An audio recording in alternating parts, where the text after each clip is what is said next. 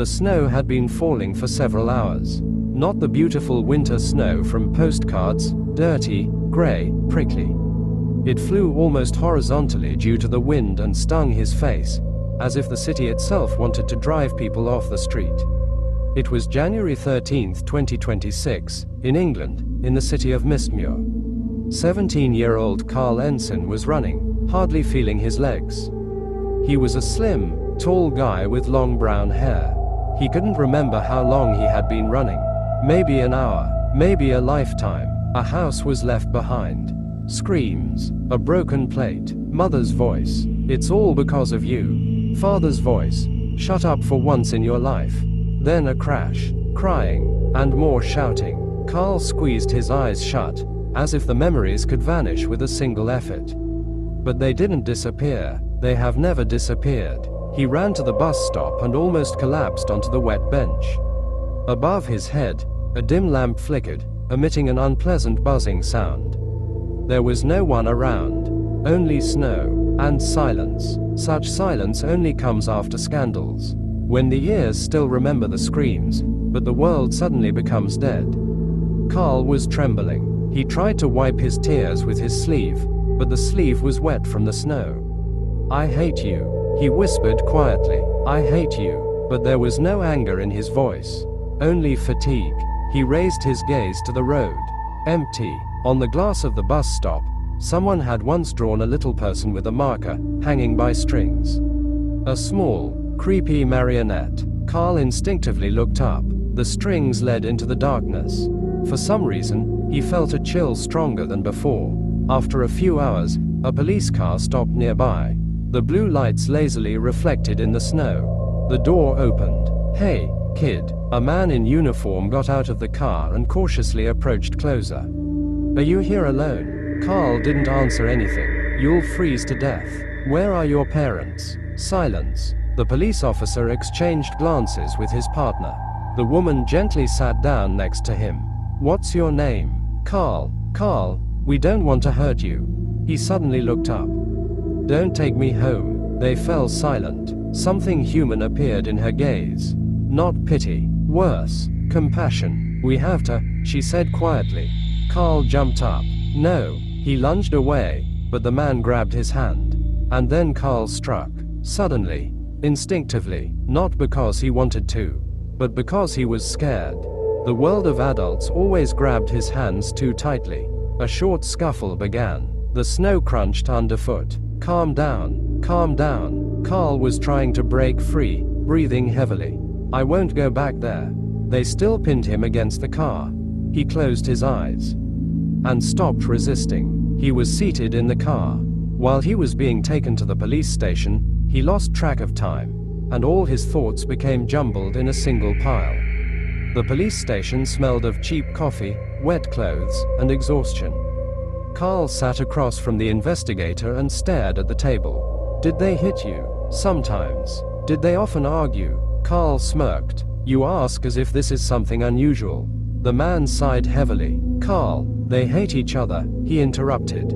"And they pretend that everything is fine. Then yell, then they fight, then they pretend again that we're a normal family." Silence. "Do they love you?" Karl was silent for a long time. A very long time. Then he quietly replied, "I don't know." This was worse than any "no." The investigator looked away. The phone on the table rang. "Yes, understood." He hung up and rubbed his nose. "Today is just a night of lost children." Karl frowned. "What?" "They found another teenager, missing for a week. Archie Madgill." At that time, Archie was being transported in the police trunk, with handcuffs on his hands. Archie was thin, short, with black hair. Karl was told that he would be taken for involuntary treatment. He didn't care anymore. The car of the psychiatric center was driving through the forest. A gloomy winter evening stood outside the window. The trees seemed endless. They arrived in the city of Ravenhall. Karl sat in silence. Next to him was a medic, a large man with a stern face. He was very tall and sturdy. On the name tag, Edward Miles. Edward was flipping through papers as if Karl no longer existed as a person. Just as a record. Diagnosis: Folder. Am I here for a long time? Karl asked quietly. It depends on you. What do you mean? Edward smirked. Strange. Without joy. Here, everyone starts by asking questions. He closed the folder. Then they stop. The car turned towards a huge building. Karl froze. The psychiatric center looked nothing like a hospital. It looked like a prison. Tall buildings, narrow windows, white walls, and not a single warm light. Only cold light. Dead. There was a metal sign at the entrance. Youth Psychiatric Center of St. Dymphna. But half of the letters were not lit. Because of this, the name looked broken, as if the building itself was trying to forget what it was called. Inside, it was too quiet. Unnaturally quiet. It's the kind of quiet you find in places where people have long stopped speaking sincerely. The woman at the reception slowly raised her eyes. Her face was nearly motionless. Like a mask. Name: Karl Ensign. She wrote it down. Age: 17. Click. Seal. Signature. Another seal. Karl noticed a huge painting behind her. Marionette. It had no face, only a blank white spot. And the strings went up, beyond the frame. He looked away. For some reason, he felt uneasy. Sign here. She handed him the documents. What is this? Consent to treatment. And what if I don't sign? The woman smiled for the first time. Very faintly. Very wrong. You will sign. Karl felt a chill run down his spine. He signed. Edward led him to the elevator. On the way, Karl noticed more drawings. Dolls. Threads. Faces without eyes. On the walls were written, "Obedience is peace. Emotions create chaos. You are safe when you are controlled." What is this place? Karl muttered. A hospital, Edward replied calmly. It looks like a cult. Suddenly, the orderly quietly snorted. It was the first almost normal sound of the entire evening. Believe me, kid, if this were a cult, you'd be luckier. The elevator opened on the 4th floor. It was there that Karl first met Kyle Lee, a young, tall, slender man with long black hair, wearing a white robe, stood by the window and calmly sipped his tea. Too young to be a doctor, too calm for this place. He turned to Karl and smiled gently. Karl Ensign. Yes, my name is Kyle Lee. I will be monitoring your condition. His voice was pleasant, almost comforting, but his eyes, the eyes were empty, as if someone had turned off the light inside him long ago. Kyle reached out his hand. Karl hesitantly shook it. Don't worry, said Kyle. The first days here are the hardest. And then, Kyle tilted his head slightly. Then people get used to everything. The answer sounded strangely eerie. Edward led Karl to the shower and said sternly, "Take off your clothes, you're going to wash now." Karl undressed. Edward watched him closely, which made Karl uneasy. Karl went into the shower. The water was very cold. Edward gave him soap. After the shower, Karl got dressed, and Edward led him away. Edward opened the door to room number 1. Inside were teenagers. Someone was talking. Someone was lying silently. Someone was staring at the wall. And then Karl saw Mark Devlin. He was a slender guy of average height with short brown hair. Mark was sitting on his bed, holding a book in his hands.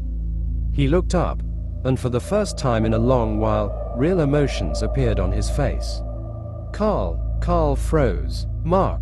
For a few seconds, they just stared at each other, as if trying to understand whether this was a real person, or yet another hallucination of this place. Then Mark got up. They hugged tightly, and for the first time that day, Karl felt maybe he wasn't completely alone. What happened to you? It's been 6 months since you disappeared, Karl said quietly. Mark sat back down on the bed. My parents found our correspondence. And, Mark shrugged. My father said you have a bad influence on me. What? Then he beat me. You know, they always took out all their anger on me and forbade me from talking to anyone. He spoke so calmly, as if he were giving the weather forecast. It was worse than tears. And then they sent me here when I lost it and yelled at them. Karl slowly sat down next to me. I'm sorry, Mark smirked. Sorry for what? For the fact that your parents are crazy too. Karl involuntarily snorted, the first almost chuckle of the entire evening. Mark noticed this. Oh, a living person. Great. I thought you had already been replaced by a clone on the way here. Very funny, thank you. Their brief laughter quickly died down, because the chamber reminded him of itself again. In the far corner sat a girl with short dark hair. Amelia Blake, a tall, skinny girl with medium-length brown hair. She was reading an old book and didn't even look at the others. Karl approached cautiously. Hi, no reaction. I'm Karl. Congratulations. And you? Leave me alone. It's cold. No anger. Just tired. Karl awkwardly stepped back. Mark quietly said, don't take it personally. Amelia hates everyone equally. That's very fair of her. She has a talent. Suddenly, a crash echoed through the room. Karl turned around. A thin, average-height guy was banging his head against the wall and laughing hysterically. William, there were old marks of straps on his arms. They're in my head, he screamed. Get the threads out. He began to scratch his neck until it bled. Some patients didn't even lift their eyes, as if they were used to it. Karl looked on in horror. Why is no one doing anything? The door swung open abruptly.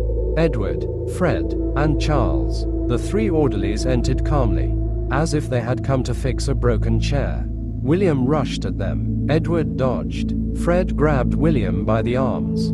Charles plunged the syringe straight into his neck. William screamed. Then he suddenly went limp. But even as he lost consciousness, he continued to laugh. Quietly, hoarsely, he was strapped to the bed with restraints. He kicked his legs for another 10 seconds. Then he fell silent. Silence. Karl watched this, not blinking. What's wrong with him? Mark was silent for a long time. And then he answered. He used to be normal. What? He joked, played cards, talked to everyone. He looked at the sleeping William.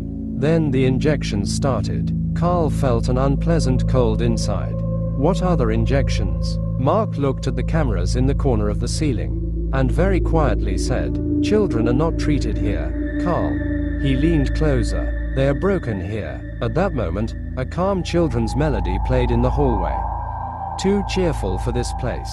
And that made it even more eerie. Dinner was almost silent. Plastic trays, fig, a piece of bread, tea without sugar.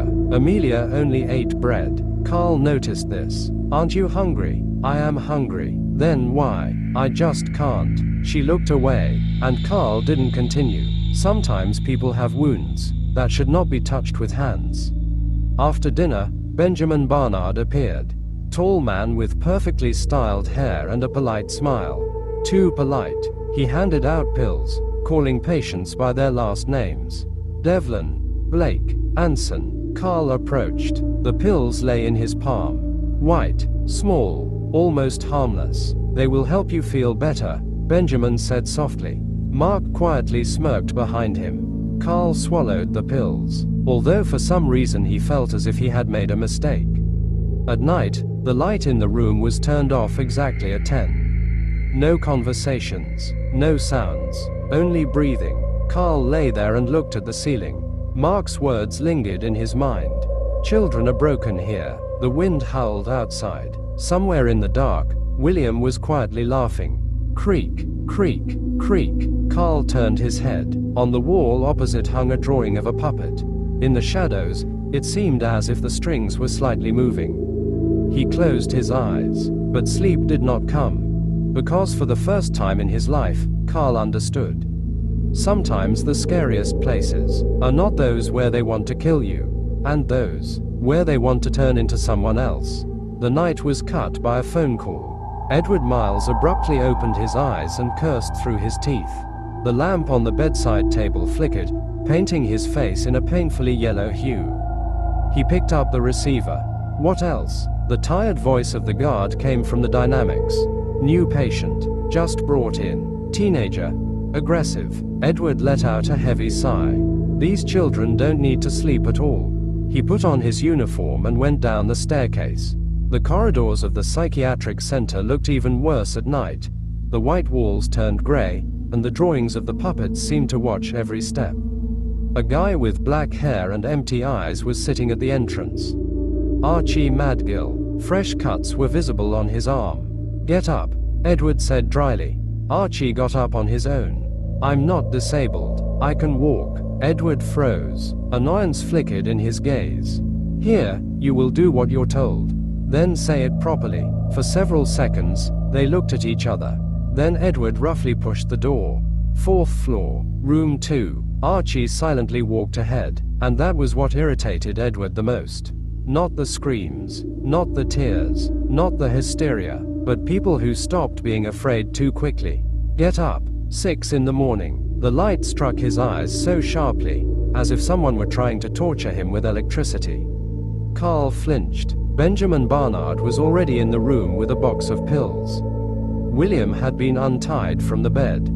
His hands trembled. Dark circles had formed under his eyes, and the smile remained the same, abnormal, broken. Good morning, children, Benjamin said with a sickly softness.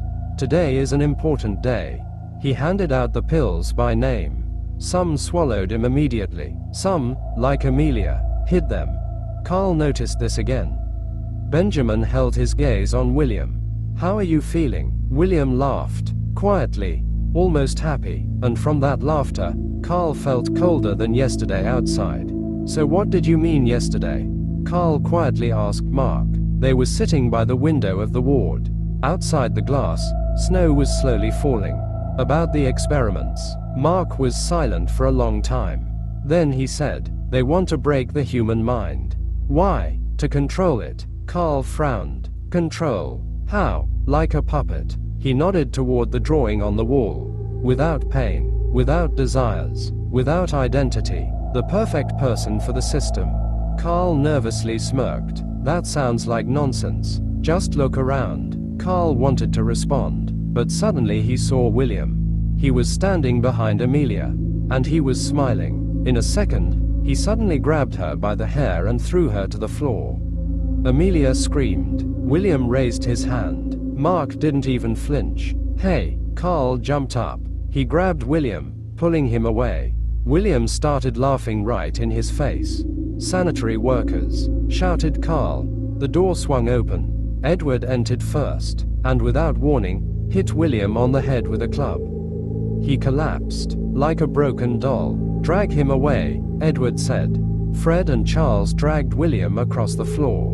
His legs left marks. Karl was breathing heavily. Amelia sat on the floor, trembling. Mark was looking out the window, as if nothing had happened. What's wrong with you? Whispered Karl. Mark shrugged. I'm used to it. They will send him to a special room, Mark said later.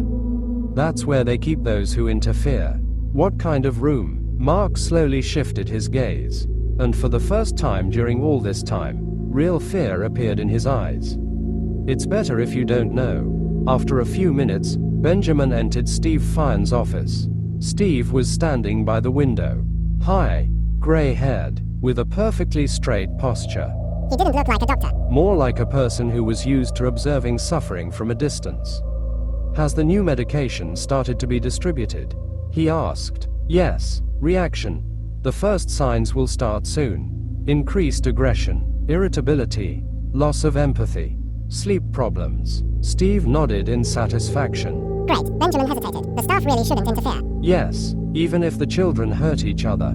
Steve turned to him. That's when the experiment becomes fair. A silence fell. Notify the orderlies, Steve continued calmly. Now we observe. In the second room, Archie was sitting on his bed. Everyone was looking at him, especially at his cut hands. Alora was a slender girl of medium height, with red hair and stylish clothes. She immediately realized that she knew Archie, but she didn't show it. You're like a walking advertisement for depression, Alora smirked. Shut up, Dylan grumbled. Yeah, what are you going to do to me? Alora replied. The tall, muscular guy with long hair, Acheron, sat down next to Archie. We have our own team here, he said. Me, Emirs, Alora, Dylan. If you want to survive, stick with us. Archie silently nodded at Acheron's offer. Well, that's good, Acheron smirked. Sophia Foxon was a skinny, short girl with black hair. She watched everything from the corner of the room, and for some reason, she felt sorry for Archie even before he spoke. Later, she approached him herself. "Are you okay?" Archie looked at her in surprise, as if he didn't understand why anyone would speak to him kindly at all. "No," he answered honestly. Sophia smiled faintly. "Me too." This was the first sincere phrase he had heard in a very long time. Amelia was sitting by the window when Karl approached her. "How are you?" She was silent for a long time. "Thank you." "Why?" "For not pretending that nothing is happening." Karl sat down next to her, and then she started to speak. "Do you know why I don't trust people?" "Why?" Amelia sighed. "Before I got here, my mom got seriously ill, and she needed money for treatment, but my dad didn't even try to earn any. I asked all my friends for help, but each of them abandoned me, saying, it's not my problem. After some time, my mother passed away," said Amelia, and tears flowed from her eyes. "Oh God, I'm so sorry," said Karl. Amelia wiped her tears with her hand and continued. "After that, my father blamed everything on me. He said that mom died because of me," Amelia quietly finished. "And then sent me here." Karl looked at her and felt a strange anger. At adults, at the world, at everything. "My parents are constantly yelling at each other," he said. "Sometimes it seems like adults break down before children do." Amelia smiled slightly for the first time. Very faintly, but in that smile, there was more life than in the entire building. At breakfast, Archie gave his food to Sophia. "I don't want to. Do you ever eat?" "Sometimes." "That sounds scary." "I'm scared myself." She chuckled softly. The first little joke of the entire morning sounded almost absurd among the grey walls. In the corner of the cafeteria, Acheron and his gang surrounded Charlie Hiver. A skinny, awkward, curly-haired boy in glasses. "Give me the bread," said Dylan. Charlie shook his head. Emirs punched him in the stomach. Alora laughed. "He's going to cry now. Please." They took the tray away from him. "Archie, come with us," shouted Dylan. "Or are you a vegetable too?" Archie looked at them, and in his gaze was so much contempt that Dylan frowned. The girl Marnie noticed this. She ran to the orderlies and said, "They are beating him." Fred didn't even lift his eyes. "Figure it out yourselves." Marnie froze. What? The orderlies had left. Acheron smiled slowly. He understood. The rules had changed. After breakfast, they caught Marnie in the hallway. Acheron hit her in the ribs. Emirs punched her in the stomach. Dylan held her by the hands. Alora stood nearby and laughed. "Now go run and complain." Marnie was crying. Her friends, Ariella and Madison, came at the sound. "Leave her alone," said Ariella. "Or what? Are you going to cry?" said Dylan with a smirk. "Shut up," screamed Madison. "Oh dear, how bold we are." "Tut tut," said Dylan mockingly. "Do you want to get some too?" asked Acheron. And suddenly someone pushed Acheron sharply. "Archie, enough. Are you serious?" Acheron smirked. Archie looked him straight in the eyes. "It looks so pathetic. The three of you are ganging up on one defenseless girl. Nobody is going to take you seriously." Archie said this on purpose to make them feel ashamed and let her go. A silence fell. Even Alora stopped laughing, because Archie said it absolutely calmly, and those are usually the most dangerous people. Acheron hesitated and replied, "Fine, you're right, you can go, Marnie. They parted ways." Archie smiled mysteriously, barely noticeable. "How are you? Are you okay?" Marnie asked. "And you?" Charlie replied. Marnie remained silent. At that moment, Carla was called to Kyle Lee. The office was too clean, too white, too sterile. Besides Kyle, there were two girls sitting there, Kennedy and Stella, young and well-groomed. Girls. They were writing something down. "Have a seat, Karl," Kyle said gently. He smiled, but for some reason, his smile seemed artificial. "Do you often think about death?" "No." "Are you lying?" Karl froze. Kennedy tried to suppress her laughter. Karl noticed this and sighed heavily. Kyle continued to ask questions in a calm voice. "Do you have episodes of aggression? Do you hear voices? Is there a desire to harm yourself? What do you feel for your parents?" Each question sounded like a trap. Then they gave him a test. Pages. Ticks. Personality assessment. When Karl finished, Kyle carefully looked at the results. And for a second, there was a flicker of satisfaction in his eyes. "Thank you, Karl. You are free." When Karl left, Stella asked, "What has he interested you so much, Mr. Lee?" "Yes, what is remarkable about him for you?" added Kennedy. Kyle frowned. "It doesn't matter. Is he suitable?" asked Stella. Kyle closed the folder. "Maybe. Kyle Lee is strange," said Mark after Carl's story. "Why? He is too kind." "And what?" Mark looked at him like he was an idiot. "Normal people don't survive long in this place." In the corridor, Karl met Evan Kaiser, a very tall and muscular guy with short black hair and a tired look. "I have a brother here," said Evan. "Kevin, we need to get out of here together." "We'll get out," Karl said unexpectedly. Evan smirked. "You've been here for 2 days. So what? I like your optimism." "This is not optimism. This is anger." For the first time, Evan looked at him with respect. Sophia was sitting next to Archie on the windowsill. "You did the right thing with Marnie." Archie was silent. "Promise me something." "What?" "Don't get involved with Acheron and his company." He looked at her. "I promise." And for the first time in a long while, he said it sincerely. Then they began to tell each other their stories. Sophia shared how she ended up here. "My parents always hated me. I was an unwanted child because they didn't plan for me, and my father and mother conceived me while drunk. Throughout my childhood, they mocked me. I tried to learn to sing, but they said I was terrible at everything, and when I grew up, they wanted to get rid of me by sending me here." "How awful," said Archie. For the first time in a long while, Archie cried. "What's wrong?" asked Sophia. "I used to have everything. I had a loving family, I was blogging, earning money, but I started getting bullied at school when they found out about my activities. I was beaten and humiliated, but when I stood up for myself, they decided to take revenge, and spread rumors. Everyone in the school began to hate me, and then the whole town did. I lost all my friends, and online, they started mocking me. They even found my address and tracked me." Archie caught his breath and continued. "Even my parents believed in these rumors more than I did, and at that moment I lost the motivation to live. After some time, I cut my veins and ran away from home. A week later, the police found me. They found a knife on me and brought me to the police station, where I was held for a long time. They were interrogated and brought here." "What a nightmare," said Sophia. "But why did you need a knife?" "To protect myself from people who always wanted to beat me up because of rumors." Sophia squeezed his hand, and Archie suddenly realized that human warmth can be more terrifying than pain. Because you get used to it too quickly. Dylan and Alora were standing nearby and listening to everything. After lunch, they handed out the pills again. Karl noticed how Amelia was hiding hers. "Why aren't you taking them?" She looked at the pills in her sleeve. "Because they erase you." Mark nodded. "First, you stop being angry. Then you stop being happy. Then you stop being afraid. And then," Karl asked quietly. Mark looked at the drawing of the puppet. "Then you won't care who holds the strings anymore." During the quiet hour, everyone lay silently. Karl pretended to be asleep.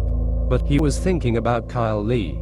About his eyes. About how carefully he looked at the test. As if selecting a product. In the third chamber, Evan was talking to his younger brother Kevin, who was a short, thin guy with long white hair. Evan said, "Forgive me, Kevin. Why? I should have protected you earlier." Kevin lowered his head. "Mom was never around anyway." Evan clenched his fists. "We'll get out of here." Laughter came from the corner. Harry and Robbie, two tall and strong enemies of Evan and Kevin. "They will get out." Heard? Robbie, "Yeah. Just like a family movie." Evan slowly got up. "Shut your mouth. Or what?" In a second, Harry was already on the floor. Robbie followed with a hit. Even the other patients fell silent. Because Evan didn't hit like a teenager, but like a person who had put up with too much for too long. In the first chamber, Mark calmly used Jack, who was weak-willed, naive, and trusting, a short and thin guy. Mark said to him, Hand me the cards, will you? I'm already tired, but you're my friend, right? Jack nodded in confusion and brought the cards. Mark smiled, empty, without emotion. Karl watched this with concern. Because he was starting to understand. Mark has already adapted to this place. And it was scarier than madness. Emma approached Kira. Emma was short and skinny, while Kira was tall and slender. Emma said to her, "Sister, maybe we can talk." Kira didn't even look at her. "Get away from me and never speak to me again." Emma fell silent. Then she quietly started to cry. Kira closed her eyes. For a moment, her face trembled with guilt. But then she became cold again. Because here, feelings made you weak. And the weak were broken first. During dinner, Dylan sat down next to Archie and Sophia. What a lovely couple. Archie ignored him. "Be careful, Sophia," Dylan continued. "Otherwise, he might try to cut himself off from love again." Sophia tensed up. "Leave me alone." Dylan smirked. "Or what? Are you going to cry?" Archie slowly got up. "Don't touch her." "What if I do?" He shoved Sophia with his shoulder. And something inside Archie broke. It all happened in seconds. A blow, a scream. Dylan tried to break free. Archie grabbed him by the collar and forcefully slammed his head against the radiator.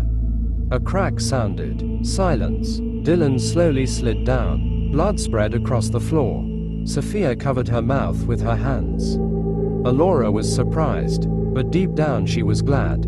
Acheron looked scared for the first time. Archie stood still, and looked at the body as if he didn't understand what he had done. The experiment had begun. Archie couldn't comprehend what he had done. Sophia looked at Dylan's body in horror, not making a sound. Dylan lay by the radiator in a strange position. His eyes were open, and blood slowly spread across the floor, filling the cracks between the tiles. Archie still hadn't moved. Acheron looked at the corpse in shock. Emirs laughed nervously. "He really killed him." Alora was silent for a few seconds, and then suddenly burst out laughing. "God, now we have such fun dinners." Sophia shot a sharp look at her. "What's wrong with you?" "What?" Alora shrugged. He was still an idiot. Archie slowly shifted his gaze to his hands. They were trembling. The entire palm was covered in blood. It was as if he understood for the first time that a human life can end with a single blow. And the most terrifying thing is not the moment of the murder, but how quickly silence follows it. A minute later, the dining room door opened. The orderlies entered. Edward, Fred, Charles. Karl had already risen from his seat, expecting screams, alarm, sirens, panic. But none of this happened. Edward merely looked at the corpse. "Remove it." Fred and Charles calmly took Dylan's body by the hands and feet, as if carrying out the trash. Sophia watched this in horror. You won't do anything." Edward smirked. "What should we do?" He shifted his gaze to Archie. "Good job. You're a quick learner." And he left. The cafeteria was plunged into dead silence. Even the spoons had stopped clinking. At the same time, in his office, Steve Fearon and Benjamin Barnard were watching the footage from the cameras. On the screen, the moment of impact repeated over and over. Steve smiled slowly. "Do you see?" Benjamin adjusted his glasses. "The drug started to take effect faster than we expected." "No, Benjamin. Not the drug." Steve pointed at the screen. "The environment." He paused. "It's enough to remove the consequences, and a person will turn into a beast by themselves." On the monitor, Archie was standing over Dylan's body. Broken. Devastated. Steve looked at him almost with admiration. "Beautiful. Why didn't they intervene?" Karl quietly asked Mark later. They sat in the room while the others remained silent, avoiding looking each other in the eyes. Mark took a long time to respond.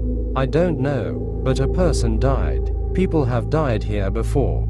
Karl froze. "What? But to be so open about it?" "No, this is the first time." Mark frowned, and for the first time in a long while, he looked truly tense.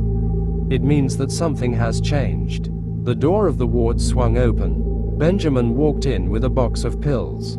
Completely calm, as if nothing had happened. "Pills, children." He began to call out names. Karl suddenly stood up. Why aren't you doing anything? Benjamin didn't even look at him.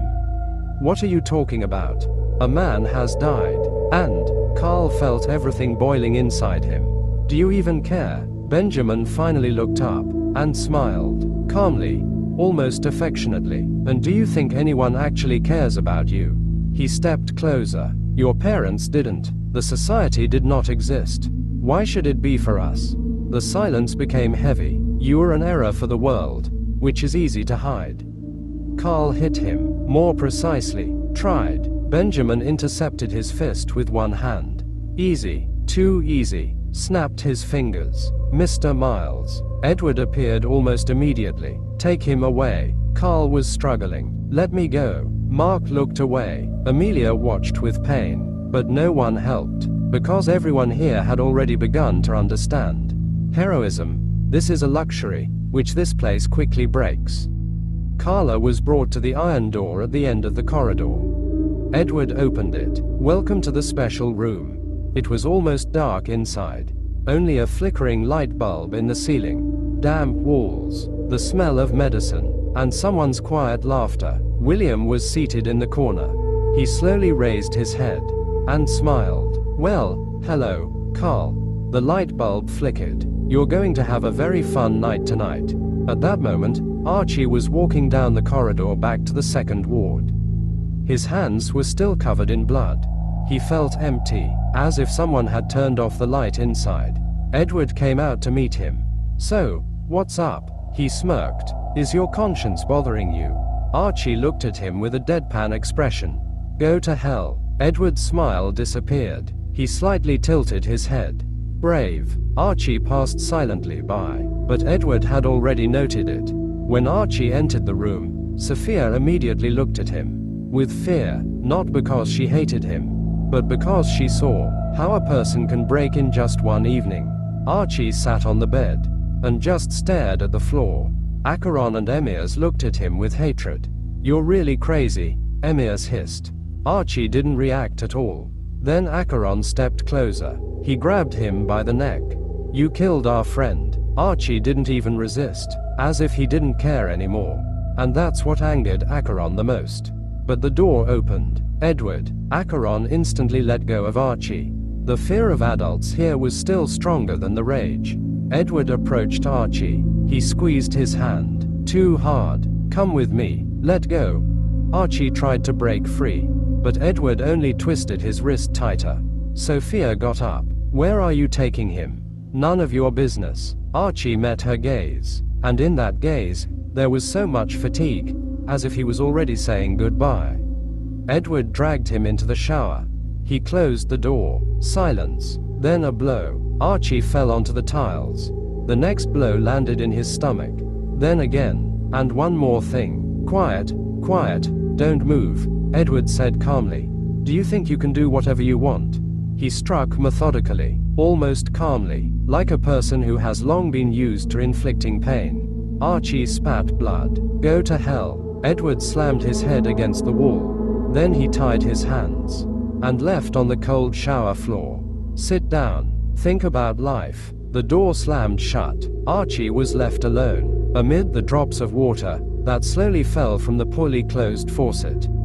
Tick, tick, tick, as if time was mocking him. At the same time, Marnie approached Charlie. If you need help, reach out to me. I will protect you.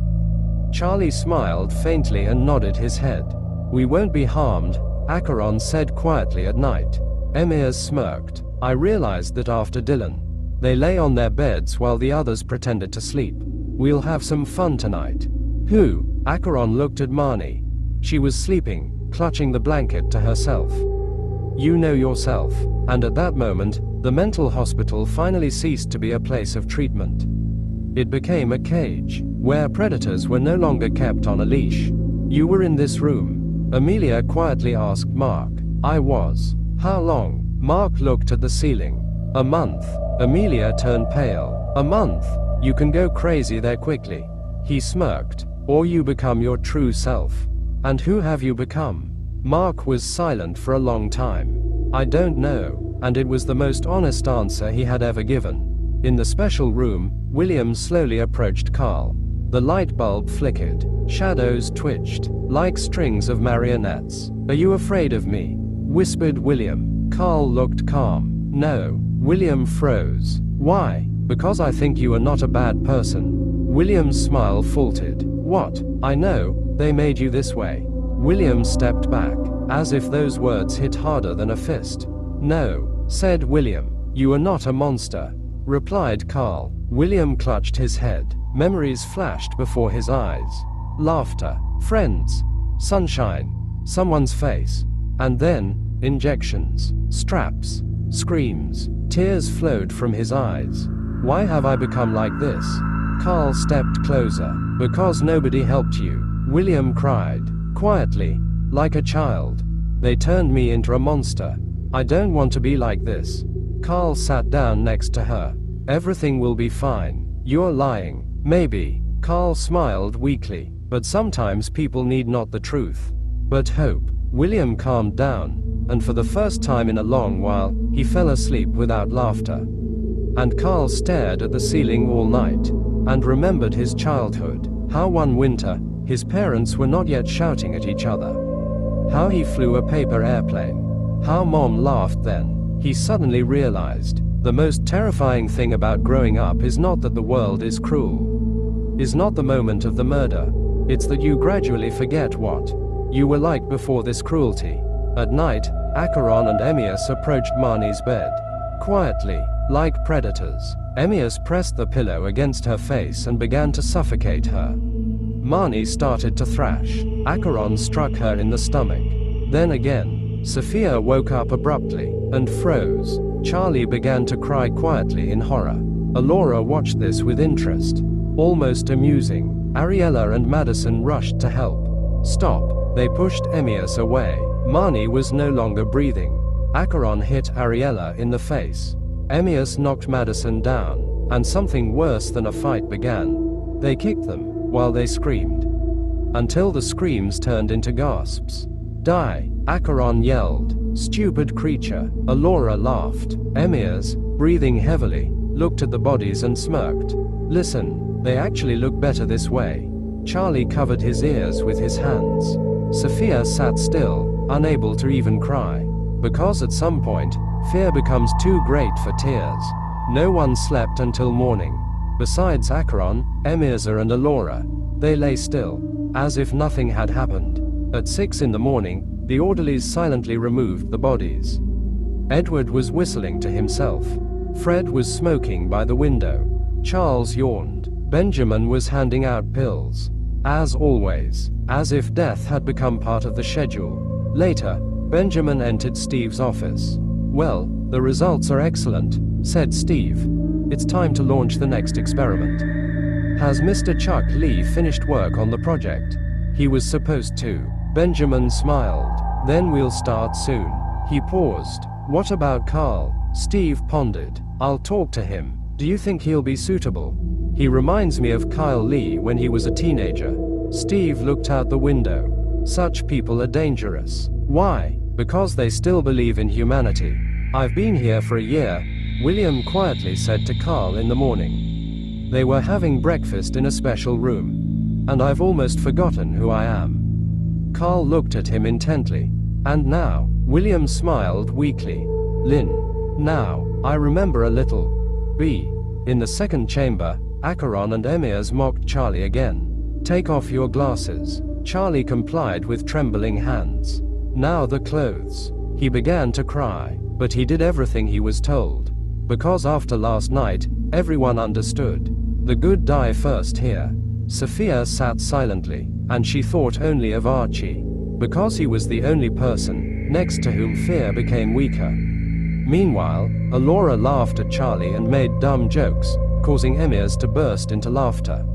Sometimes evil doesn't appear as a monster. Sometimes, like a group of teenagers who are just bored. Archie sat bound in the shower. In blood, in bruises. He stared at the wall with empty eyes. And for the first time in a long time, he felt nothing at all. Not even pain. Mark was playing cards with Oliver. "Do you think Karl will come back?" Oliver asked. "It doesn't matter. You're lying. Mark smirked a little. Hey, Jack, go get me some water, or I'll be upset, said Mark. Got it. I'll be right back, replied Jack and went to get the water. Amelia was sitting by the window, and she couldn't stop thinking about Karl, because he was one of the few who still tried to remain human here. After breakfast, the door to the special room opened. Benjamin looked at Karl. Follow me. Karl was taken to Steve Fiennes' office. He was sitting at the desk, clasping his hands. Sit down. Karl did not sit down. Hello, Karl, I'm Steve, or the chief physician of this hospital. Tell me, what's bothering you? Why haven't you done anything after the murders? Steve sighed calmly. Because this is an experiment. Karl froze. What? State project? Steve spoke as if discussing the weather. We study human behavior, emotions, submission, personality destruction. Karl felt a chill inside. You are psychos. No, we are realists. Steve approached the window. Society has always rid itself of unnecessary people. We just do it scientifically. Parents are looking for their children. No, Steve turned around. The parents want to get rid of the problem, and Benjamin sends them letters in your name, and when they bring us their children, they always sign a document which states that they agree that their child may die here. Karl looked at him in horror. Why? What do you think? Karl fell silent. A new phase of the experiment will begin soon. His voice became quieter. Complete control over the mind. Destruction of personality, emotions, feelings. Karl clenched his fists. Why are you telling me this?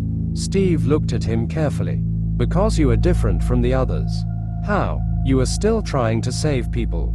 He stepped closer. But haven't you realized yet? People are not worth saving. Karl remembered. Alora's laughter, Mark's indifference, mockery, murder. Steve continued. You saw who they really are. Karl was silent, and he hated himself for the fact that a small part of him began to doubt. Join us, Steve said quietly. You can rise above all this. Karl looked up. I will stand my ground until the end. Even if I die. Steve smiled, not maliciously, almost sadly. Soon you'll understand that I am right. A silence fell, and then Steve calmly said, all right. You can go, Karl, return to your room. Karl left the office, and for the first time he thought, what if hope is just a beautiful form of self-deception? The corridor greeted Karl with its familiar coldness, white walls, gray light of the lamps, drawings of puppets. Now Karl looked at them differently. Before, they seemed like just someone's crazy scribbles. Now, an instruction. Each puppet had empty eyes, and the same smiles. He slowly walked back to the ward, remembering Steve's words. There is no reason to save people. This phrase stuck in my head, as if it were a rusty nail. And the scariest thing is, part of him understood why Steve thinks that way. He saw how people become monsters only by removing punishment. How quickly morality, compassion, boundaries. As soon as the staff stopped intervening, the children started killing each other. Not because they were monsters from the beginning, and because pain, fear and impunity sooner or later corrupt anyone. Karl stopped by the window. It was snowing outside, quietly, beautiful. As if the world outside didn't even know that inside this building, children were learning to hate. Hey, he flinched. Amelia, she stood at the door of the first ward, and for the first time, there was something alive in her eyes. You're back. She said it as if she herself didn't believe it. Mark sat on his bed, flipping through a worn deck of cards. Seeing Karl, he smirked slightly. They let you out quickly. I thought you'd rot in there. I thought so too. Karl sat down next to her. He was silent for a few seconds. And then he told everything. About the conversation with Steve. About the experiments. About mind control. About the destruction of personality. About the new project. With every word, Amelia's face grew paler. Mark, on the other hand, hardly changed. Only his eyes grew darker. When Karl finished, the room fell silent. I suspected, Mark said quietly. Amelia nervously clenched her sleeve. We can't let this happen. But what should we do? Mark asked. It's almost impossible to escape from here. Karl looked up, and for the first time in a long while, he felt a real determination. We need to get out of here, Mark snorted. That's for sure. In this place, they turn children into such psychos that they can never be cured. And it was at that moment that the door to the ward opened. William walked in. Everyone froze. Even Oliver stopped chewing the bread. William looked strangely calm. He slowly approached Amelia, lowered my head, and he whispered quietly, "Forgive me for that, what I did." Amelia was silent, as if she didn't know how to react to the person who just yesterday was laughing, trying to beat her up. Mark glanced sharply at Karl. "What's wrong with him?" Karl smiled slightly for the first time in a long while. "I cured him." William sat on the bed, as if he were very tired. And for the first time all day, the ward fell silent. But it wasn't peaceful. Silence in a psychiatric hospital never meant safety. In the doctor's office, it smelled of coffee and medicine. Steve stood by the window, while Kyle Lee calmly reviewed the papers. "Karl is starting to doubt his worldview," said Steve. "I influenced him." Kyle smiled slightly. "Very good. Are you so sure?" "Yes." Kyle closed the folder. "People like him either break completely, or become perfect tools." Steve looked at him. "Do you see yourself in him?" Kyle was silent for a moment. Then he quietly replied, "Unfortunately." Noise reigned in the third room again. Harry and Robbie were teasing Emma. Robbie was pulling her hair, and Harry took her pillow and threw it up. "Why are you crying? Your sister doesn't even love you." Emma was crying. "Kira, help." Everyone looked at Kira. She was sitting on her bed, hugging her knees, and did not move.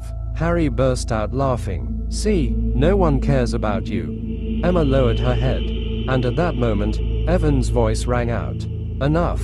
Silence. Harry tensed immediately. Robbie pretended to be indifferent, but took a step back.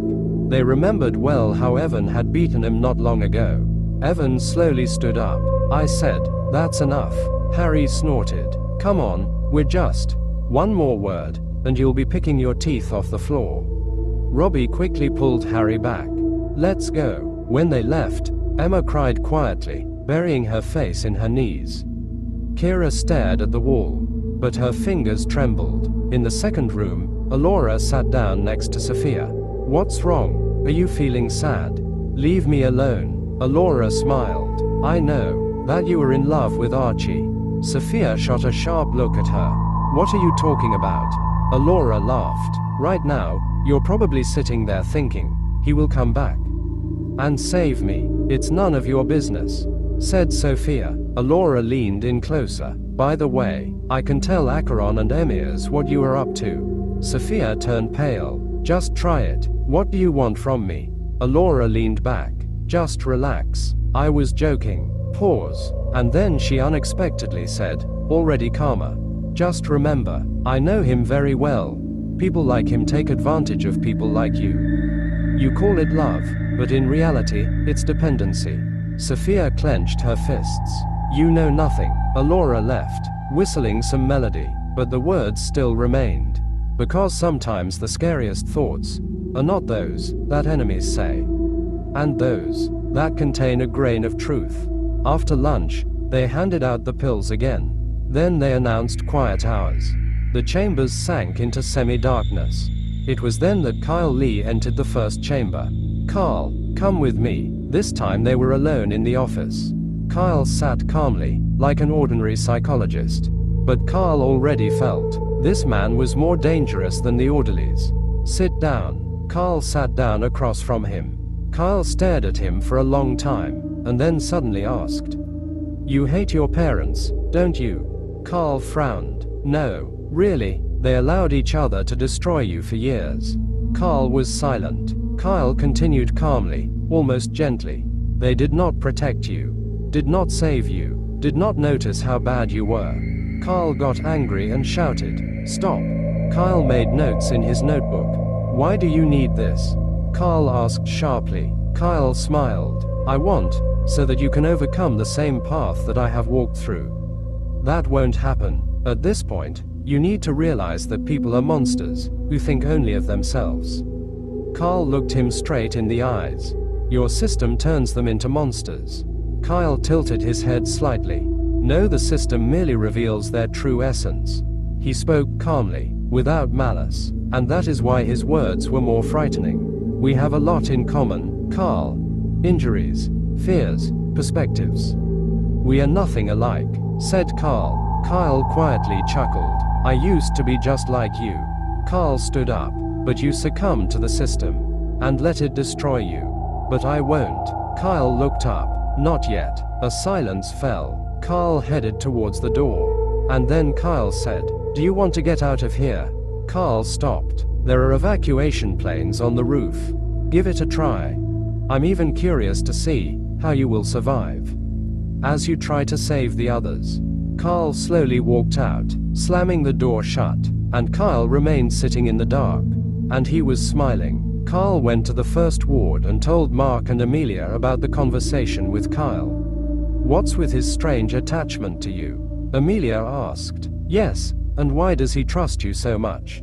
Mark said. Karl found it difficult to answer but said, he thinks we are alike and wants me to be just like him. He'll never get that, Amelia said. Meanwhile, there was chaos in the third ward. Harry and Robbie had turned it into a circus.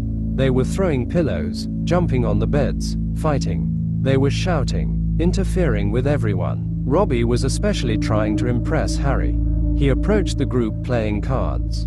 Oh, look, the club of boring idiots.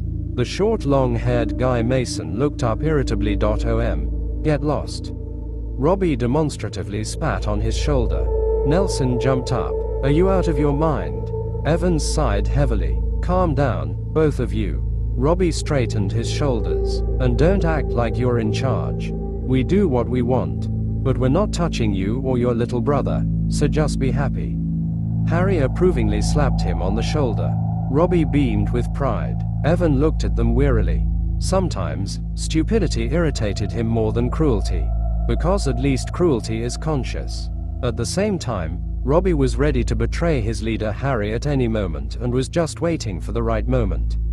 After dinner, Karl met Evan and Kevin in the hallway. He quickly told them everything he had learned from Steve, about the project, about mind control, about the destruction of personality. He also talked about the conversation with Kyle. Kevin turned pale. They want to turn us into controlled puppets. Karl looked at the drawing of the puppet on the wall. They already are. Evan clenched his fists. Then we need to get out of here as soon as possible. Karl nodded. Tomorrow we'll come up with a plan to escape. For the first time in a long while, Kevin weakly smiled. So, do we still have a chance? Karl looked at him, and he didn't answer right away. As long as a person is capable of hope, yes. Meanwhile, Nelson was watching them and listening to their conversation. In the meantime, Edward opened the shower room. Archie was sitting on the floor, covered in blood and bruises. So, do you understand your place now, brat? Go to hell. Edward smirked. Better already. So, you're not going to die. He untied him. Archie could barely stand on his feet. Yet he still silently moved forward. Acheron and Emirs were already waiting for him in the corridor. Look, alive. Emirs smirked. We need to take him down, while he's weak. Acheron pushed Archie. Now you're going to dance for me, you bastard. The first punch knocked Archie down. Then the kicks started. Laughter. Checkmate. Alora stood nearby, watching with a crooked smile. But suddenly someone grabbed Acheron by the arm. Karl, step away from him. Or what? Smirked Emirs. The response was a blow. Sharp. Precise. Emirs collapsed to the floor. Acheron lunged at Karl, but within a few seconds was lying beside him. Mark watched from the room, surprised, whistling softly. Come on. Our hero really knows how to fight. Karl helped Archie get up. Can you go? Archie nodded silently. They reached the second chamber. Sophia immediately rushed to him. There was so much relief in her eyes, as if she had already buried him. Forgive me, Archie said quietly. It's all right. She gently touched his hand. Acheron and Amias watched them from the corner. And it was then that they understood. Sophia, his weak spot. Archie noticed their glances and immediately understood everything. He leaned towards Sophia. "Be careful, they might try to hurt you." Sophia nodded fearfully. Acheron was already yelling at Alora a little later. "You didn't even help us." Alora laughed. "It's you who got scared when you got your butts kicked. I told you. It wasn't worth bringing her into the team," Acheron murmured. Emir spat blood. "Getting rid of her is easy as pie." Alora merely smiled. "Well, give it a try." For the first time, something dangerous flickered in her eyes. As if she too was beginning to understand. In this hospital, survival isn't for the strongest, but for the most unpredictable. In the first ward, Mark looked at Karl with almost respect. "Wow, where did you learn that?" "I went to boxing classes. My parents made me." Mark smirked. "Well, at least they did something useful." Even Karl quietly scoffed. A rare moment when laughter didn't sound out of place here. But then Benjamin walked into the room, and the atmosphere died again. He handed out the tablets, stopping near Karl a little longer than the others. With a slight smirk, as if he already knew what would break him first. After that, they announced the end. In the third ward, Emma quietly said, "Good night, Kira." Kira turned away from the wall and said nothing in response. But when Emma closed her eyes, Kira silently cried. Because sometimes people push others away, not out of hatred, but because they're afraid to get attached. In a world where anyone can be taken from you. In the first ward, Karl whispered to Mark, "Tomorrow we need to gather everyone. We'll discuss the escape." Mark nodded. "Okay." William lay silently, staring at the ceiling. And outside, the snow was falling again. At night, Archie quietly sneaked out of the ward. The corridors were empty, only the lamps buzzed overhead. He sneaked into the office. He rummaged through the drawers for a long time, and finally found a small pair of sharp scissors. He hid them in his pocket, and returned back. Because in this place, kind people understood very quickly. Sometimes, to protect someone, you have to become dangerous. In the middle of the night, William started crying again. Quietly, like a child. "When will I die? When will this end? Please, set me free." Oliver sat up sharply. "Just shut up already." Oliver realized that William had become weaker and decided to carry out what he had long planned. He approached William's bed and hit him. Then again, William laughed. "Do you think I'm afraid of death?" Oliver began to strangle him. William did not resist at all. He only said hoarsely, "Finally, I am free." Karl saw everything. He felt incredibly sorry for William. But for the first time in his life, he did not move. Because he understood a terrible thing. Sometimes salvation means prolonging suffering. Sometimes a person does not ask for help, but for the end of pain. Karl slowly turned away, and for the first time, he felt something dark begin to arise within him. Something that Kyle Lee would very much like. In the second room, Acheron whispered quietly, "It's time." Emirs nodded. They slowly approached Sophia's bed. Archie was not sleeping. He saw everything. He quietly got up. He took out the scissors. And when Amias reached for Sophia, Archie plunged the scissors into his neck. The scream shattered the silence. Quadruple A. Monster. Sophia woke up abruptly. Blood poured over Archie's hands. Acheron turned around. Archie yanked the scissors and lunged at him. But Acheron knocked him down and wrenched the weapon from his hands. They struggled on the floor. Acheron tried to plunge the scissors into Archie's neck. Sophia watched in horror, unable to move. And suddenly, someone grabbed Acheron from behind. Alora. "Hey, what the?" Acheron dropped the scissors. She suddenly pulled him back. For a few seconds, this was enough. Archie got up and picked up the scissors. And he plunged them into Acheron's throat. Silence. Only heavy breathing. Blood slowly spread across the floor. Alora looked at the body, then at Archie, and suddenly she laughed quietly.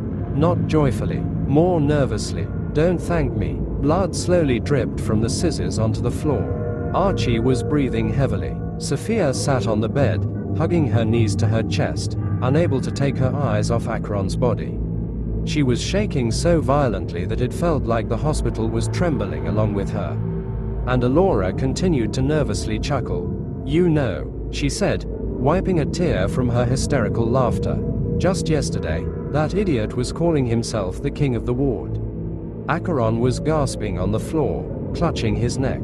He was still alive. Archie silently approached him. Acheron looked at him with a mix of hatred and fear. "You, psycho." Archie looked him in the eyes for a few seconds. Then he quietly replied, "No, I am just tired of being afraid." And Acheron fell silent forever. A silence fell, so heavy that even the lamps seemed to start shining dimmer. Sophia covered her face with her hands and began to cry. Archie slowly turned to her. His face was empty, but his eyes were not. There was pain in his eyes. Real, alive. "What are you afraid of?" Sophia finally saw what a psycho he is. Said Alora. "Psychos are those who created this place," replied Archie. Alora whistled. "Wow, the philosophy is out." Then she looked at the bodies. "Although, yes, to be honest, they would have killed us anyway." Archie wiped the blood off his hands on his shirt, and for the first time in a long time, he felt not fear, but a strange calmness. This scared him the most. "Why did you help me?" asked Archie. "That damn bastard Acheron always mocked me just because I'm a girl," replied Alora. "I joined their team only for my own benefit, pretending to be their friend." Archie looked at Alora with indifference and went to calm Sophia down. At 6 in the morning, the voice of the orderly Charles echoed through the corridor. "Wake up." The doors of the wards opened one after another. Fred, Charles, and Edward entered the second ward silently. They saw the bodies, and they weren't even surprised. Fred sat down next to Acheron's body. "Well, as soon as I stopped intervening, innocent little kids immediately turned into serial maniacs." Charles snorted, lighting a cigarette right in the ward. "People are right when they say, children are the flowers of life." Fred laughed. Edward remained silent. He looked at Charles and Fred with some strange contempt, as if he hated everyone around him, and especially himself. Archie sat next to Sophia. Sophia didn't let go of his hand. Edward looked at them and smirked. "Oh, young love." Archie slowly lifted his head, and for some reason, Edward stopped smiling immediately. Karl hadn't slept all night. He lay there, staring at the ceiling, and reminiscing. Once, his father laughed. Once, his mother sang in the kitchen. Once they were human. He remembered this vividly, but memory is a terrible thing. It doesn't allow one to understand what exactly broke, and at what moment love turns into hatred. Tears flowed down Karl's cheeks. Quietly, silently, Mark noticed this from his bed. He watched in silence for a few seconds, and then turned away.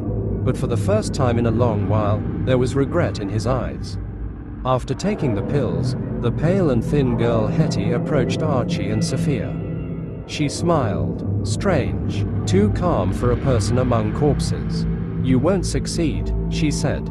"You will never get out of here." And she laughed. The average-built guy Robert shouted irritably from the bed. "Hey, get lost and don't touch them, sicko." Archie slowly raised his gaze. "You better leave, right now." He clenched his fist. Hetty instantly fell silent. For a moment, fear distorted her face. Then she quickly left. Alora watched her go. She really has problems in her head. "Even I feel uneasy. Did you just realize that?" Sophia asked quietly. "No, but it used to be at least fun." In the third ward, Nelson was telling the others how he overheard a conversation between Karl and Evan. They are planning an escape. The burly guy James scoffed skeptically. "They won't succeed." "What if they do?" Mason countered. "Better to die trying to escape than rot here." Lucas nodded. "If there are too few participants, the chances are almost zero." Matthew added. "The crowd creates chaos, and chaos is an opportunity." Evan listened silently. Kevin nervously fiddled with his sleeve. "Does he really want to save everyone?" "Yes," Evan replied. "That's why I believe him." After breakfast, Karl gathered Mark and Amelia. "We need to consolidate all the wards." Mark immediately frowned. "This is a bad idea. Someone will betray us." "No," Karl said confidently. "Everyone here wants to get out. Mark looked at him for a long time. Then he sighed heavily. You trust people too much. Karl smiled slightly. And you stopped a long time ago. Later, Karl noticed Steve Fearon and Benjamin in the hallway. He stopped at the corner of the wall. Tomorrow Mr. Chuck Lee will be in the hospital, said Steve. We can start the experiment. Inside Karl, everything went cold. Tomorrow they will begin, and that means they had only one day left. Meanwhile, Alora was once again pestering Charlie. You were behaving very badly. Bad boy, what have I done to you? Alora laughed. The mere fact that you exist is enough for me. Charlie couldn't answer anything. Get on your knees. Why? I said get on your knees. Hey, enough, shouted Archie, remembering how he was bullied like that in school. Come on, let me have some fun too. I saved your life. Nothing of the sort. Alora left Charlie alone. After an hour, all the orderlies had left, and Karl, Mark, and Amelia were checking the wards. Those who want to get out of here, come to the corridor. Let's discuss the plan. Alora burst out laughing. What are those crazies plotting again? Although, it's actually interesting. Kevin nervously glanced at Evan. Did he really decide to take everyone? This is madness, Evan replied. But there won't be another chance. Emma quietly asked Kira, should we go? Kira silently took her hand. And for the first time in a long while, it didn't push her away. Everyone started to head out into the corridor. With hope, with distrust, with fear. And Kyle Lee watched them through the cameras. And he was smiling. Meanwhile, the orderlies were smoking by the service entrance. Charles exhaled smoke. This place is just hell on earth. Fred smirked. I need to quit immediately. Edward looked at them sharply. For that kind of money, you have to endure everything. You signed a contract. Fred silently looked him in the eyes. Where you work, you become like that. Charles laughed quietly, and suddenly Edward's eyes became completely insane. He suddenly grabbed Fred by the neck. Repeat it. Charles immediately pulled him away. Hey, calm down. Edward was breathing heavily, as if something inside him had also broken a long time ago. Karl stood in front of the gathered children, and for the first time, he felt real fear.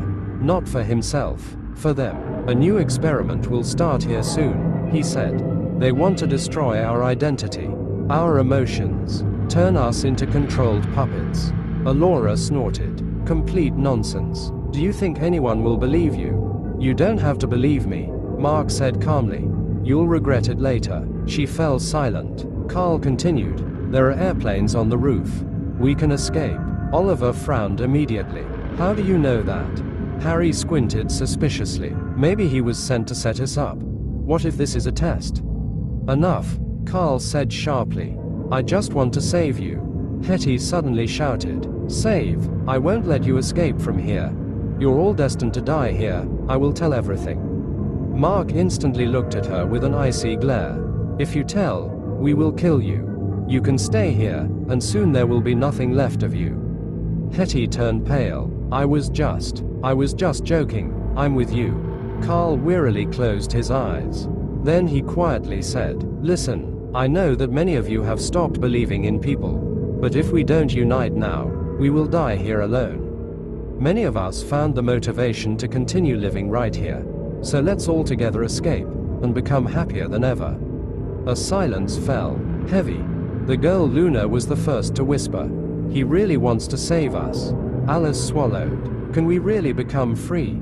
Sophia looked at Archie. Can he be trusted? Archie answered immediately. Yes, he has already saved my life. Then Sophia approached Karl. Why are you trying to help everyone? Karl pondered. Then he quietly replied, because I want to prove that everyone deserves a second chance. Even after everything. These words struck many harder than any scream. Even Kira looked down, and at that moment, Robbie looked at Harry, and understood. This is my chance to take his place. After that, everyone started discussing the plan. At that time, everyone at the tents began to draw. Drawing takes place here once a week, Mark said to Karl. He was conducted by a social worker, Alan Fairfax, who was a tall man of average build. Guys, make sure to sign your drawings and give them to me, Alan said uncertainly. Mark was drawing a map of the hospital. Amelia was talking about the surveillance cameras. I have hacking skills. I can disable the system. If you give me 5 minutes. And what if we don't? Mark smirked. Then we all die. No pressure, please. Even Karl chuckled quietly. Access to the entire surveillance system can surely be obtained from the computer in the security room. But first, we need to get rid of the security itself, Archie said. Everyone looked at him. You think right, kid, said Harry. Jack tried to help, but Mark constantly interrupted him. Jack, please, shut up for at least a minute. I'm actually trying. That's exactly what's annoying. Nelson and Mason were helping with the hospital area map since they had tried to escape once before and knew it. John and Michael were helping Karl. Mark explained. All the doors here open and close with an access card that is held up to the reader. The hospital consists of 9 floors. The first floor is the reception. The 9th floor is the exit to the roof. We are on the 4th. And one more thing. There is an electric fence throughout the area, and there are armed guards everywhere. Karl nodded. So, only through the roof. Archie came up with rational, calculating ideas. If it's not so easy to get out through the roof, we will need to take some of the staff hostage, and under threat of death they will release us. Harry looked at him with respect. That's whose head is in trouble. He should be the leader, not this imposter. Archie smiled mysteriously. Robbie silently clenched his fists. At that time, Charlie made a drawing in which he was holding hands with Marnie, while Acheron, Emirs, Alora, and Dylan were dead. Mark hid the hospital map. Alan noticed it but didn't say anything. The drawing was finished. Soon they finished the plan, and Karl warned everyone not to sleep that night. Lunch began. After lunch, Karl said to Mark, "See, everything went well." Mark looked at the crowd of children, at the frightened ones, broken, tired, and he understood. When the real horror begins, they will start betraying each other. But he said nothing. During the quiet hour, Robbie watched Harry sleep for a long time. Then he slowly took the towel. He approached closer. He pulled the fabric. He woke him up. Harry opened his eyes, and at that very second, Robbie threw a towel around his neck. Harry started to jerk. He tried to resist, but Robbie was choking him harder. With fury, with resentment, with a desire to stop being someone else's shadow. Evan saw all of this, and he didn't intervene, because he hated both of them. And I knew that sometimes people become monsters not because of evil, and because of weakness. In a minute, Harry stopped moving. Robbie heavily sat on the floor, and for the first time in a long while, he felt free. But he didn't become happier. After the quiet hour, Archie sat next to Sophia. "I will get you out of here. I swear." Sophia smiled sadly. "Even at the cost of your own life?" "Yes." Alora appeared immediately beside us. "What a romance. I'm about to cry." "Don't bother us," Archie said wearily. "Oh come on. I'm just doing it out of love." She sat down next to us. And for the first time, she looked not angry, but simply lonely. Meanwhile, Karl, Mark, and Amelia were repeating the plan. "At night, we go to the security room," said Karl. "Mark and I will take out the guard." "I'll disable the cameras," said Amelia. "Then we gather the others, take the access card from the orderlies, go out, and run to the roof," said Karl. Mark grimaced. "The plan is too simple, overconfident. Sometimes simple plans work best, and sometimes they get everyone killed." Karl looked him in the eyes. "The main thing is to never stop believing." Mark smirked, but this time, without malice. At dinner, Amelia again ate only bread. Karl whispered, "You need strength." "Thank you, but I can't." He wanted to ask why, but he saw her gaze, and didn't. Some wounds are too deep to talk about. After the pills, lights out was announced. The lights went out. The corridors fell silent. "You can sleep. I'll wake you up when it all starts," said Archie. "All right," Sophia replied. At 3 in the morning, the orderlies fell asleep. And then Karl slowly turned to Mark. "It's time." Mark silently got out of bed. Amelia nervously pulled the sleeves of her sweater almost to her fingertips. They moved down the corridor almost silently. The light bulbs on the ceiling flickered. Somewhere, water was dripping. Mark walked ahead, checking with the hand-drawn map. Left, he whispered. There's the security room. Amelia glanced around every few seconds. Karl noticed this. Are you scared? Very, she honestly replied. And after a brief pause, she added, but staying here is scarier. Mark snorted. Now that sounds like a motivational quote from a cheap movie. For the first time in a long while, Amelia quietly smirked. And for some reason, that made it even sadder. Because children shouldn't learn to laugh in places like this. They reached the security room. Mark slowly opened the door. Inside, a guard named Jeff was sleeping at the table. He was a stocky and short man. On the monitors, the corridors of the mental hospital flickered. Karl whispered. Quickly, they entered, but the floorboard creaked treacherously. Jeff abruptly opened his eyes. What the? He jumped up. Sons of bitches. Karl threw himself at him first. But Jeff turned out to be stronger than he looked. He grabbed Karl by the collar and slammed him against the wall. Mark rushed in from the side and hit the guard on the shoulder. Jeff turned around and elbowed him. Mark collapsed to the floor. Mark, Karl gasped, and at that moment, Amelia, trembling with fear, ran up and kneed Jeff hard in the groin. A silence fell. Jeff slowly opened his mouth. Oh you. He doubled over. Karl and Mark simultaneously pushed a heavy cabinet onto him. Shaker. The cabinet collapsed from above. Jeff screamed. Then he fell silent. 3 teenagers were breathing heavily.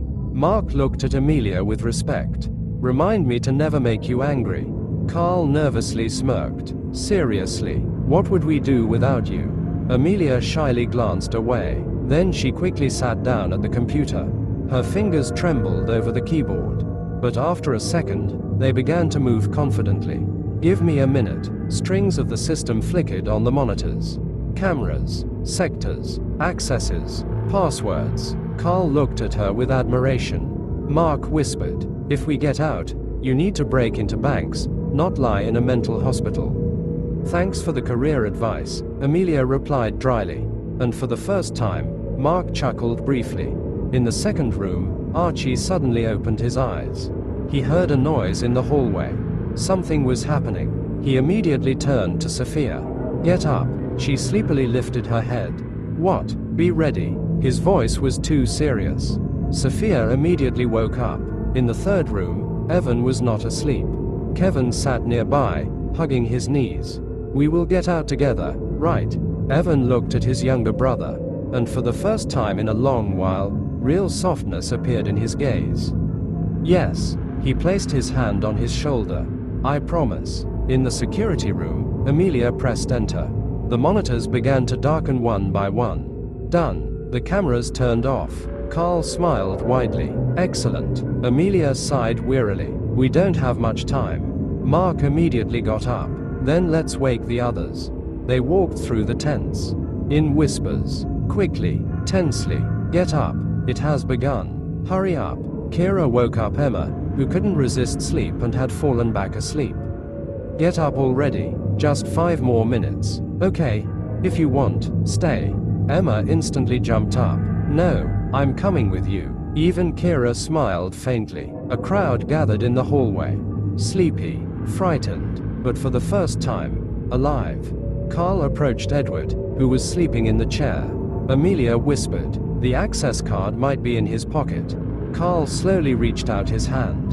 And suddenly, a siren blared throughout the hospital. Red light flooded the corridors. Everyone froze. No, Mark whispered, and from above, a calm voice came through the speakers. Kyle Lee, good night, children. Karl clenched his fists. Damn. Edward suddenly woke up. 1 second, and he had already knocked Karl to the floor. Got you. But Mark kicked him in the face with a swing. Edward flew back. Karl got up. At the other end of the corridor, Charles and Fred were already running. Jeff emerged from the security room. I'm going to kill you. Great. Alora sighed. Now everyone literally wants to kill us. Steve Fearon calmly looked at the disabled cameras. Benjamin stood nearby. Go and deal with him, Steve said. Before this gets out of hand. Benjamin adjusted his gloves. With pleasure. How do we take the card? Karl shouted. Fight. Mark replied. Archie stepped forward. If we attack all together, they won't stand a chance. Karl looked at the others. Scared children. Desperate. Broken. But still alive. Guys, let's do it. The crowd surged forward. Fred was practically swept away. Nelson, Oliver, and John took him down. Michael hit the chair. Fred disconnected. But Charles managed to grab Emma. Stop. He dragged her back. Emma screamed. Kira. Kira froze. Fear paralyzed her, and at that moment, Evan charged into Charles with such force that the orderly collapsed to the floor. Unconscious, Emma told Evan, "Thank you." Karl looked at Evan with admiration. "Wow, you really are cool." Evan smiled slightly for the first time. "Thank you." And then Edward appeared. He slowly wiped the blood from his lips and met Archie's gaze. He smiled maliciously. Then he suddenly grabbed Sophia by the hair. She screamed. "Let her go," Archie shouted. He lunged forward, but Edward knocked him down and began to hit him. "Come on, where's your courage?" Sophia stepped back. Alora crossed her arms. "What a loser. We have to help him," Sophia yelled. Evan had already moved forward. But suddenly, Archie pulled scissors out of his pocket, and he plunged them into Edward's eye. A scream tore through the hallway. Archie pulled out the scissors and struck again, this time in the chest. Edward recoiled, choking on blood. Everyone was stunned. Archie looked at him with such hatred, as if he wanted to destroy the hospital itself along with him. Edward staggered back. He tried to escape. Archie stepped forward, but Sophia grabbed his hand. "Don't go." He was breathing heavily. "He can kill you now." Archie froze, and then he nodded slowly. "All right." At that moment, Jeff collided with Amelia. She screamed. Karl rushed to her, but Mark turned out to be quicker. He grabbed Jeff from behind and struck him on the carotid artery.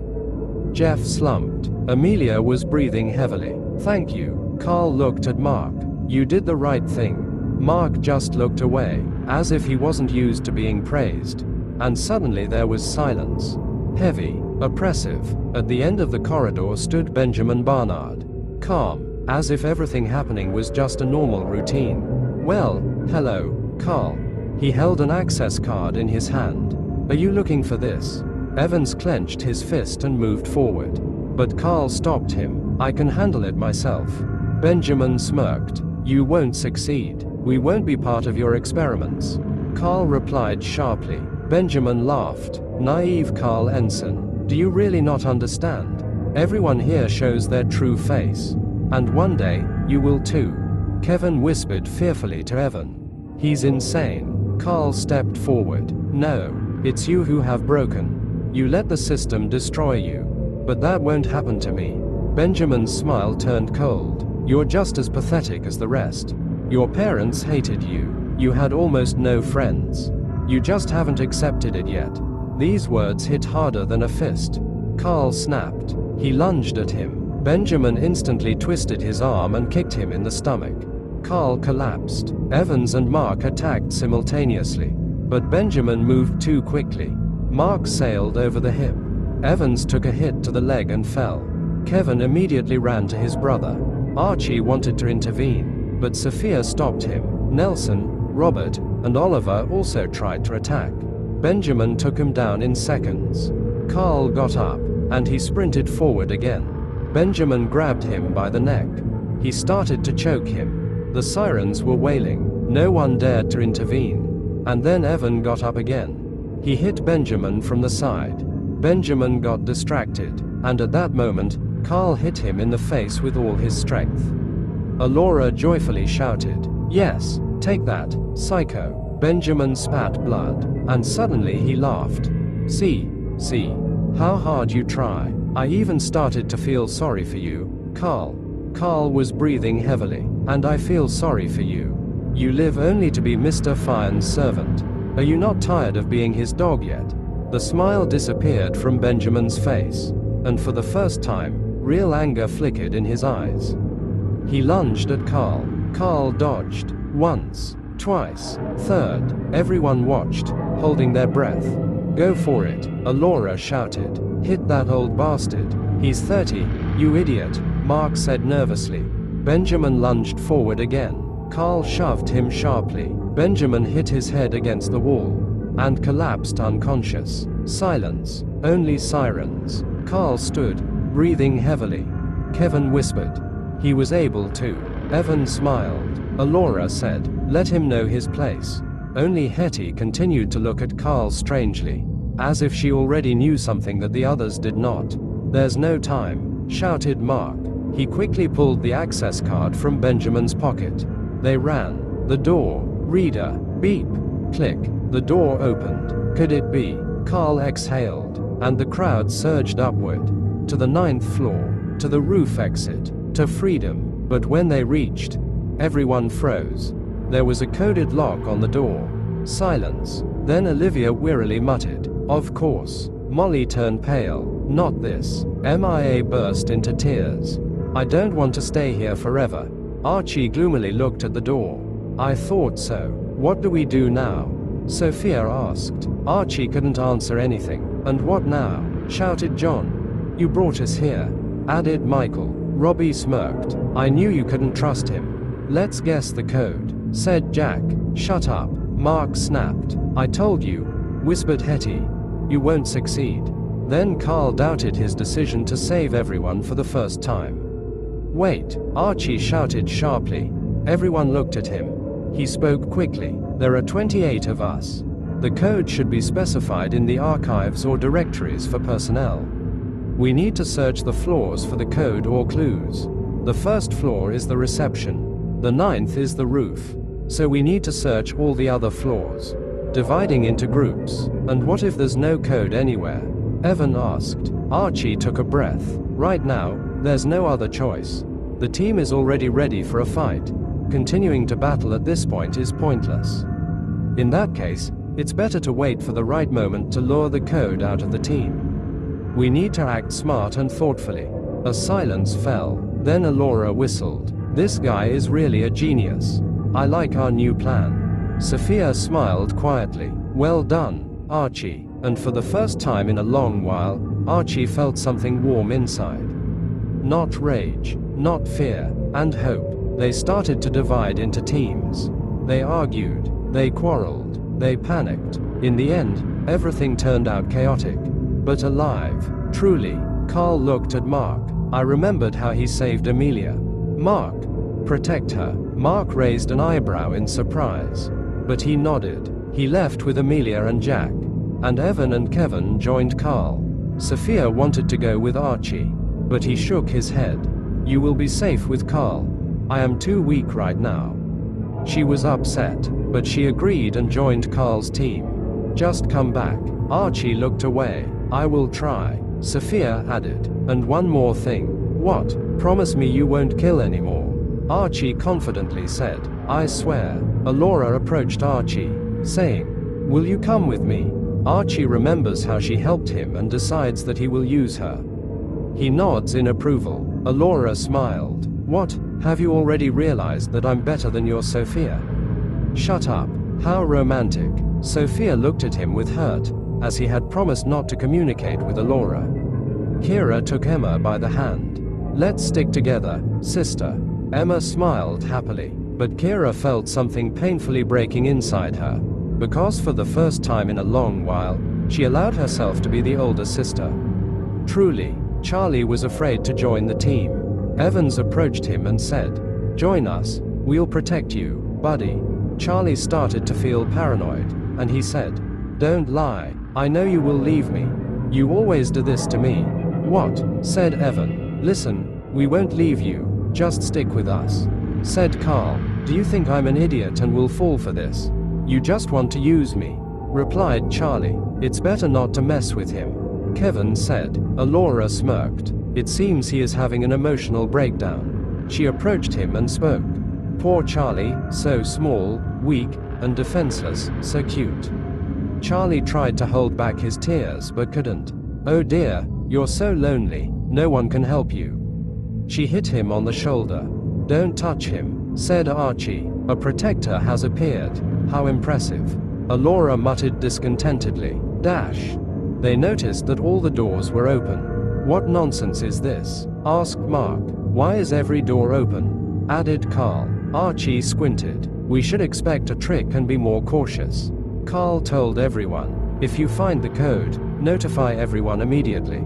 Everyone nodded. Teams began to disperse throughout the dark hospital. The sirens were still wailing. And on the wall next to the staircase, the silhouette of a puppet was drawn again. And now it seemed as if its strings were no longer leading to children, but to the hospital itself.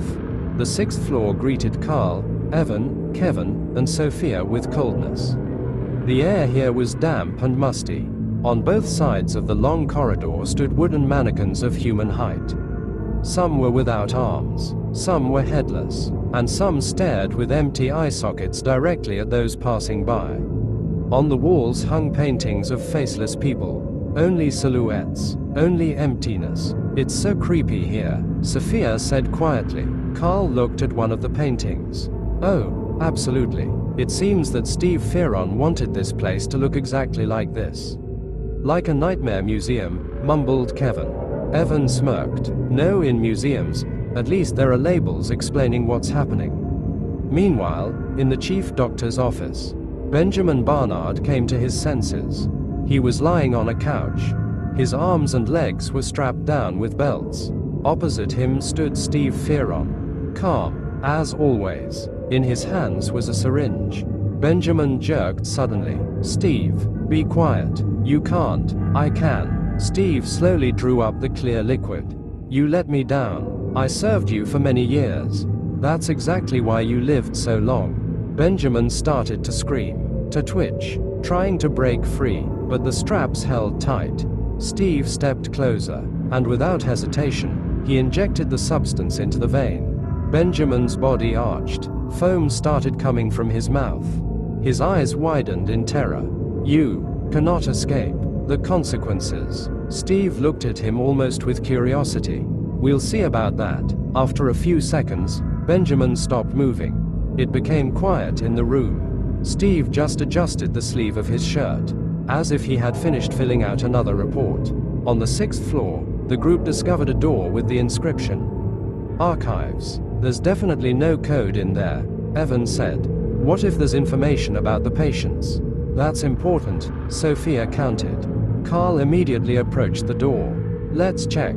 They entered inside. The shelves stretched along the walls. Hundreds of folders, thousands of pages, whole lives turned into paper.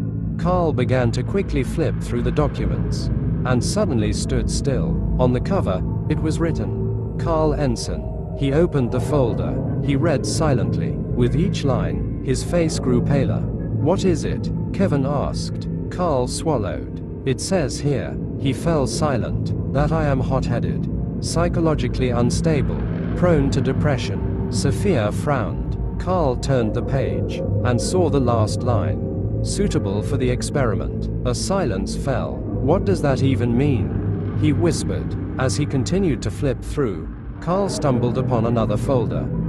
Kyle Lee. Everyone moved closer, and began to read. At first, no one believed it.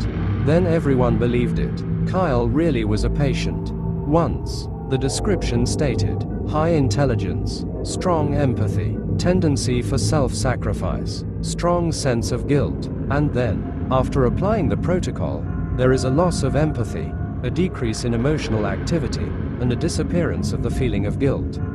Diagnosis, sociopathy. The experiment is deemed successful. Kevin turned pale. Did his father do this to him? Evan nodded slowly. It seems so. Sophia covered her mouth with her hand. Oh my God. Karl stared at the page for a long time. And then he said quietly, so, Kyle wasn't born a monster. No one answered, because everyone thought the same thing. Monsters were made here. In the medical office, Kyle was finishing the bandaging for Edward. You're lucky. Vital organs are unharmed, but the eye is lost. Edward let out a heavy sigh. But the door opened. Steve entered. Mr. Lee. Yes, let's go meet the guest. Kyle smiled. This is how people smile when they have long forgotten what joy is. Chuck Lee was standing at the entrance of the complex. A tall man with a completely calm face. He looked at his son. Hello, Kyle Lee. Hello. I see the results are impressive. Thank you. Chuck took out several test tubes. Inside them swirled a murky liquid. Doll protocol. Perfection. Kyle looked closely at the substance. Are we starting today? Yes. Wonderful. For the first time in a long while, interest appeared in his eyes. In a few minutes, Kyle gathered Jeff, Charles, and Fred. He handed each of them a knife and ropes. Find the runaways, and bring them here. They exchanged glances, but they did not object. Edward silently looked at the blood-stained scissors in his hand. One thought was spinning in his head. Archie, only Archie. On the third floor, Archie and Alora continued their search. Alora walked beside him, her hands shoved into her pockets. You know, I'm even glad that you chose me for the team. Archie turned away. What worried him now was something else. Sophia, and another thought. He understood that there wouldn't be enough airplanes for everyone, and someone would have to be sacrificed. He said nothing, but for the first time, he thought, who would have to be left behind? On the landing, the staff was trying to call for help. We need backup, Charles shouted into the radio. In response, an irritated voice shouted back. You let the kids slip away. You go catch them. That's an order, and this is advice. Don't annoy me. The connection was lost. Fred burst out laughing. You're such an idiot, as if you would have done better. You should have just avoided the embarrassment. Jeff rolled his eyes. Should we go catch some kids? We have a knife. Are you scared? Charles hesitated and replied, no, we just. Fred interrupted him. Let's go to the 5th floor. Great. And they headed up. On the 7th floor, Mark, Amelia, and Jack were searching the offices. Where is this code? Jack groaned. I don't know. Mark retorted. What if we don't find it? Shut up. Jack flinched. Amelia looked at Mark. Why are you treating him like that? Because he is annoying. That's not an answer. Listen, it's better if you don't interfere. I actually saved you. Mark turned away, but Amelia said, I appreciate that, but don't forget our previous enmity that existed before Karl arrived. Mark smirked. In fact, Jack reminded him of himself. Weak, scared, the person he once was. And that's why he irritated everyone the most. The worst happened on the 5th floor. Jeff, Fred, and Charles noticed a group of girls. Luna, Alice, MIA, Molly, Olivia. Almost all the girls started to run. Only Luna froze in horror.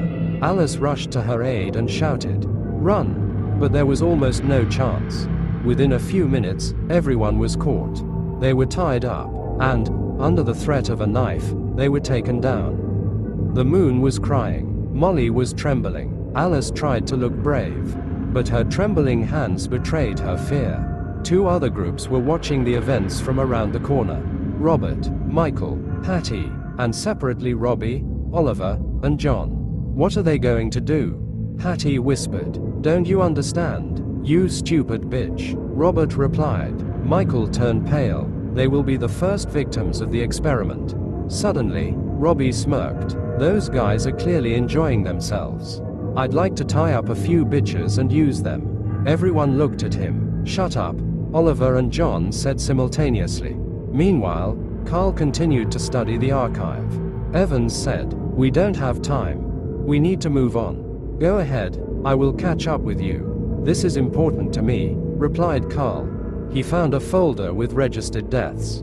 Hundreds of pages. Hundreds of tragedies. He read faster. Murder. How two guys, Exton and Rex, raped and killed the girl Ivy.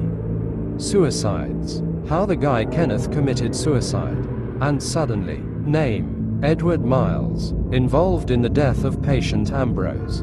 Karl froze. So, the staff was also killing. Not just observing, participated. He quickly closed the folder, and he ran to catch up with the others. On the 4th floor, the captured girls were brought to the procedure room. Kyle Lee said to Jeff, Charles, and Fred, Great job, now you are free. Chuck Lee stood nearby. Kyle was preparing the syringes. The girls were crying. They were trying to break free, but it was too late. Quiet now, Kyle said calmly. This will all be over soon. He administered the drug to each of them. The minutes dragged on painfully long. Then the changes began. The skin paled. The gaze became vacant. The pupils darkened. It was as if they had stopped being themselves. Charles swallowed nervously. And how does it spread? Chuck smiled. Through a bite. Fred said in shock. This is really just like a horror movie. Zombie apocalypse. Damn it, Charles said, laughing nervously. No one laughed with him. Then Chuck Lee began to influence the girls' subconscious using hypnosis and commands. After everything, the girls were untied, and they slowly stood up. Chuck said, "Find the others, and pass them the gift." They nodded silently, and dispersed across the floors. Meanwhile, Archie and Alora continued to explore the third floor. Alora constantly joked and talked with Archie. "Do you remember when we killed Acheron together? That was fun, wasn't it?" Archie sighed heavily and didn't respond. Alora stopped smiling. "He was such a jerk and a sexist. He only took me on the team to mock me," she said, breathing heavily. Archie listened indifferently. "He reminded me of my father, who constantly beat and raped me. At one point, I tried to strangle him, but he tied me up and brought me here." At that moment, Archie realized that all her jokes and laughter were just a defense mechanism against all her psychological traumas. "But you are clearly different from the other guys. That's why I like you," Alora said. "Enough. I don't care," Archie replied. Alora laughed. "Come on, I'm just messing with you. I know you're head over heels in love with Sophia." Archie blushed and turned red.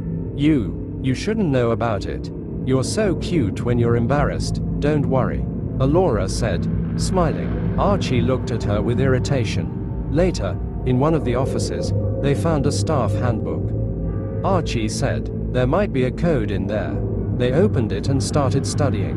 On one of the pages, they found information about the roof. Alora was able to feel happy, but the code was crossed out. What the hell?" Alora shouted, and Archie saw the text. "There are a small number of evacuation airplanes for staff on the roof in emergency situations." Archie was horrified. "A small number? How many is that? 6, 4, or maybe just 2 airplanes?" Archie's paranoia was growing. "There will be enough for you and me, right?" said Alora. Archie didn't answer. He knew he needed to get out of here with Sophia, but they had too many competitors. "We need to get rid of the other escape participants," Archie said. Alora tensed up. What? Archie had a plan to use Alora to help him, and then betray her, and escape from here with Sophia. Archie noticed that there were utility knives on the boxes and pointed them out to Alora. Alora smirked. "Oh, I like that idea." They took the knives, and Archie said to her, "Don't you dare touch Sophia." Of course, don't even think about it," Alora replied mockingly. On the 8th floor, Emma was walking next to Kira. "Sister, I hope we see Mom soon." Kira suddenly stopped and shouted, "Don't talk about her." Emma was scared, and Kira was already recalling the past. How her mother hugged her, loved her, and how everything changed when her mother took Emma from the orphanage. How her father beat her mother and then left the family. How her mother began to hate and blame Kira for everything. But at the same time, she loved Emma and took care of her. The memories struck deeper than any knife. Tears streamed down Kira's cheeks. Emma approached cautiously. "I wanted to hug her, but Kira suddenly pushed the girl away." Emma recoiled, frightened, confused. Why does the person she loves most look at her as if he sees the source of all his suffering? At the same time, Nelson, Mason, James, Matthew, and Lucas were searching the same floor, which resembled a laboratory. There were test tubes, flasks, capsules, and syringes everywhere. James said, "Yeah, they definitely conducted experiments on people here. Of course, they enjoy feeling power and superiority over us. They found information about the puppet protocol. It was written, the substance contains a behavioral suppression system. Patients are conditioned to believe that the staff are authority figures to whom they must listen.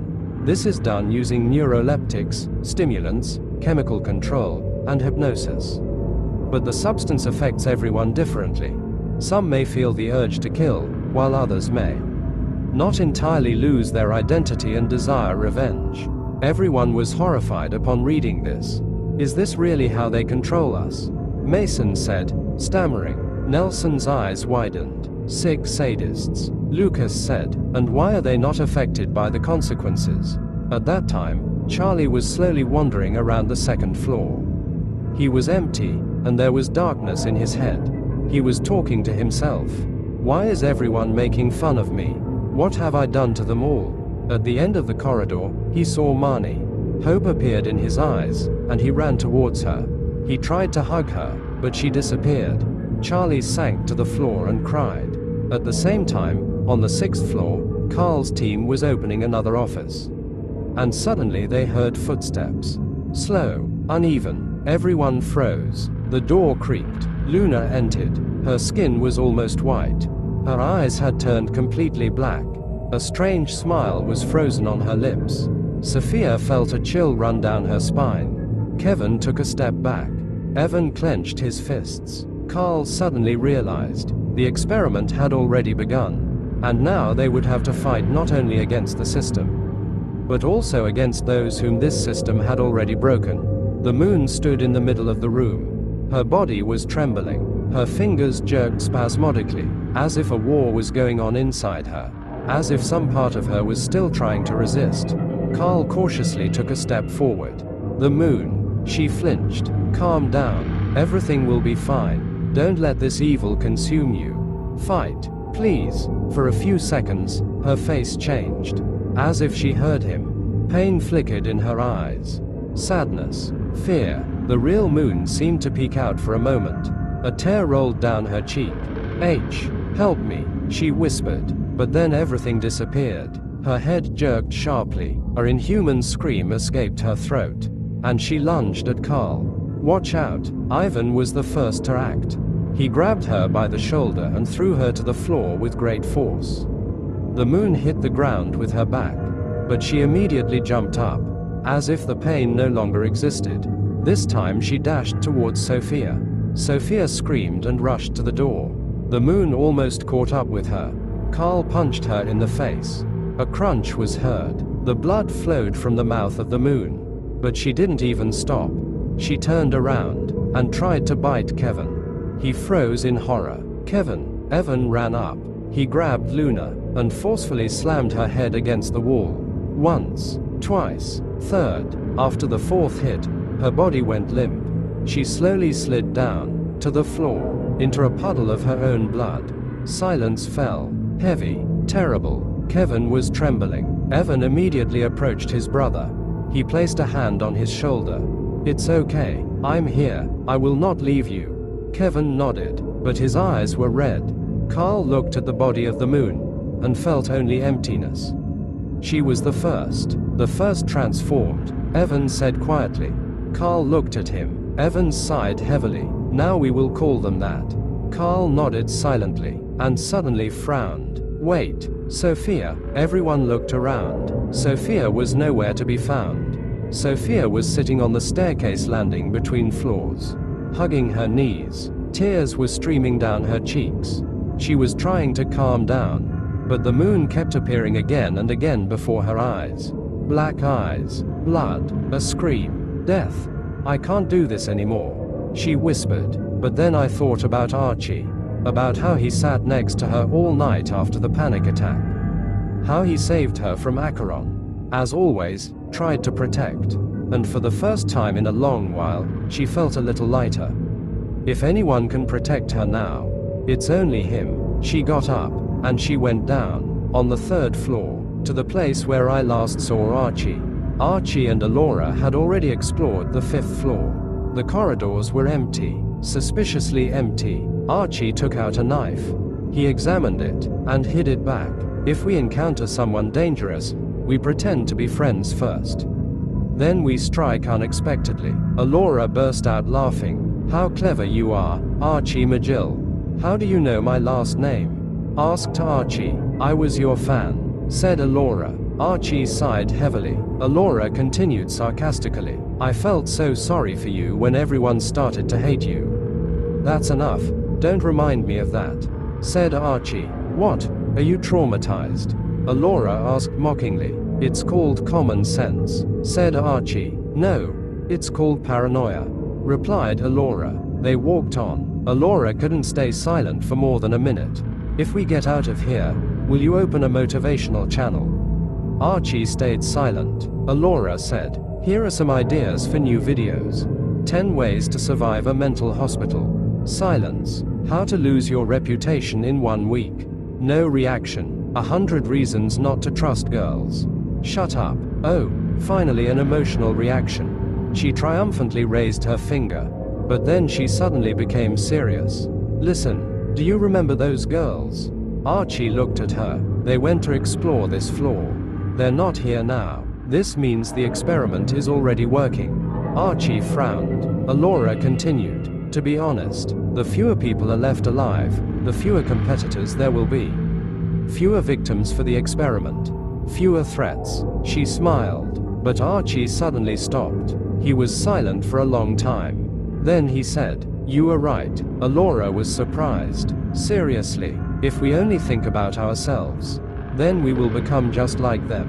Alora rolled her eyes. "Ah, now I recognize the old Archie." On the 4th floor, in Steve Fiennes' office, the doctors have gathered. Steve was standing by the window.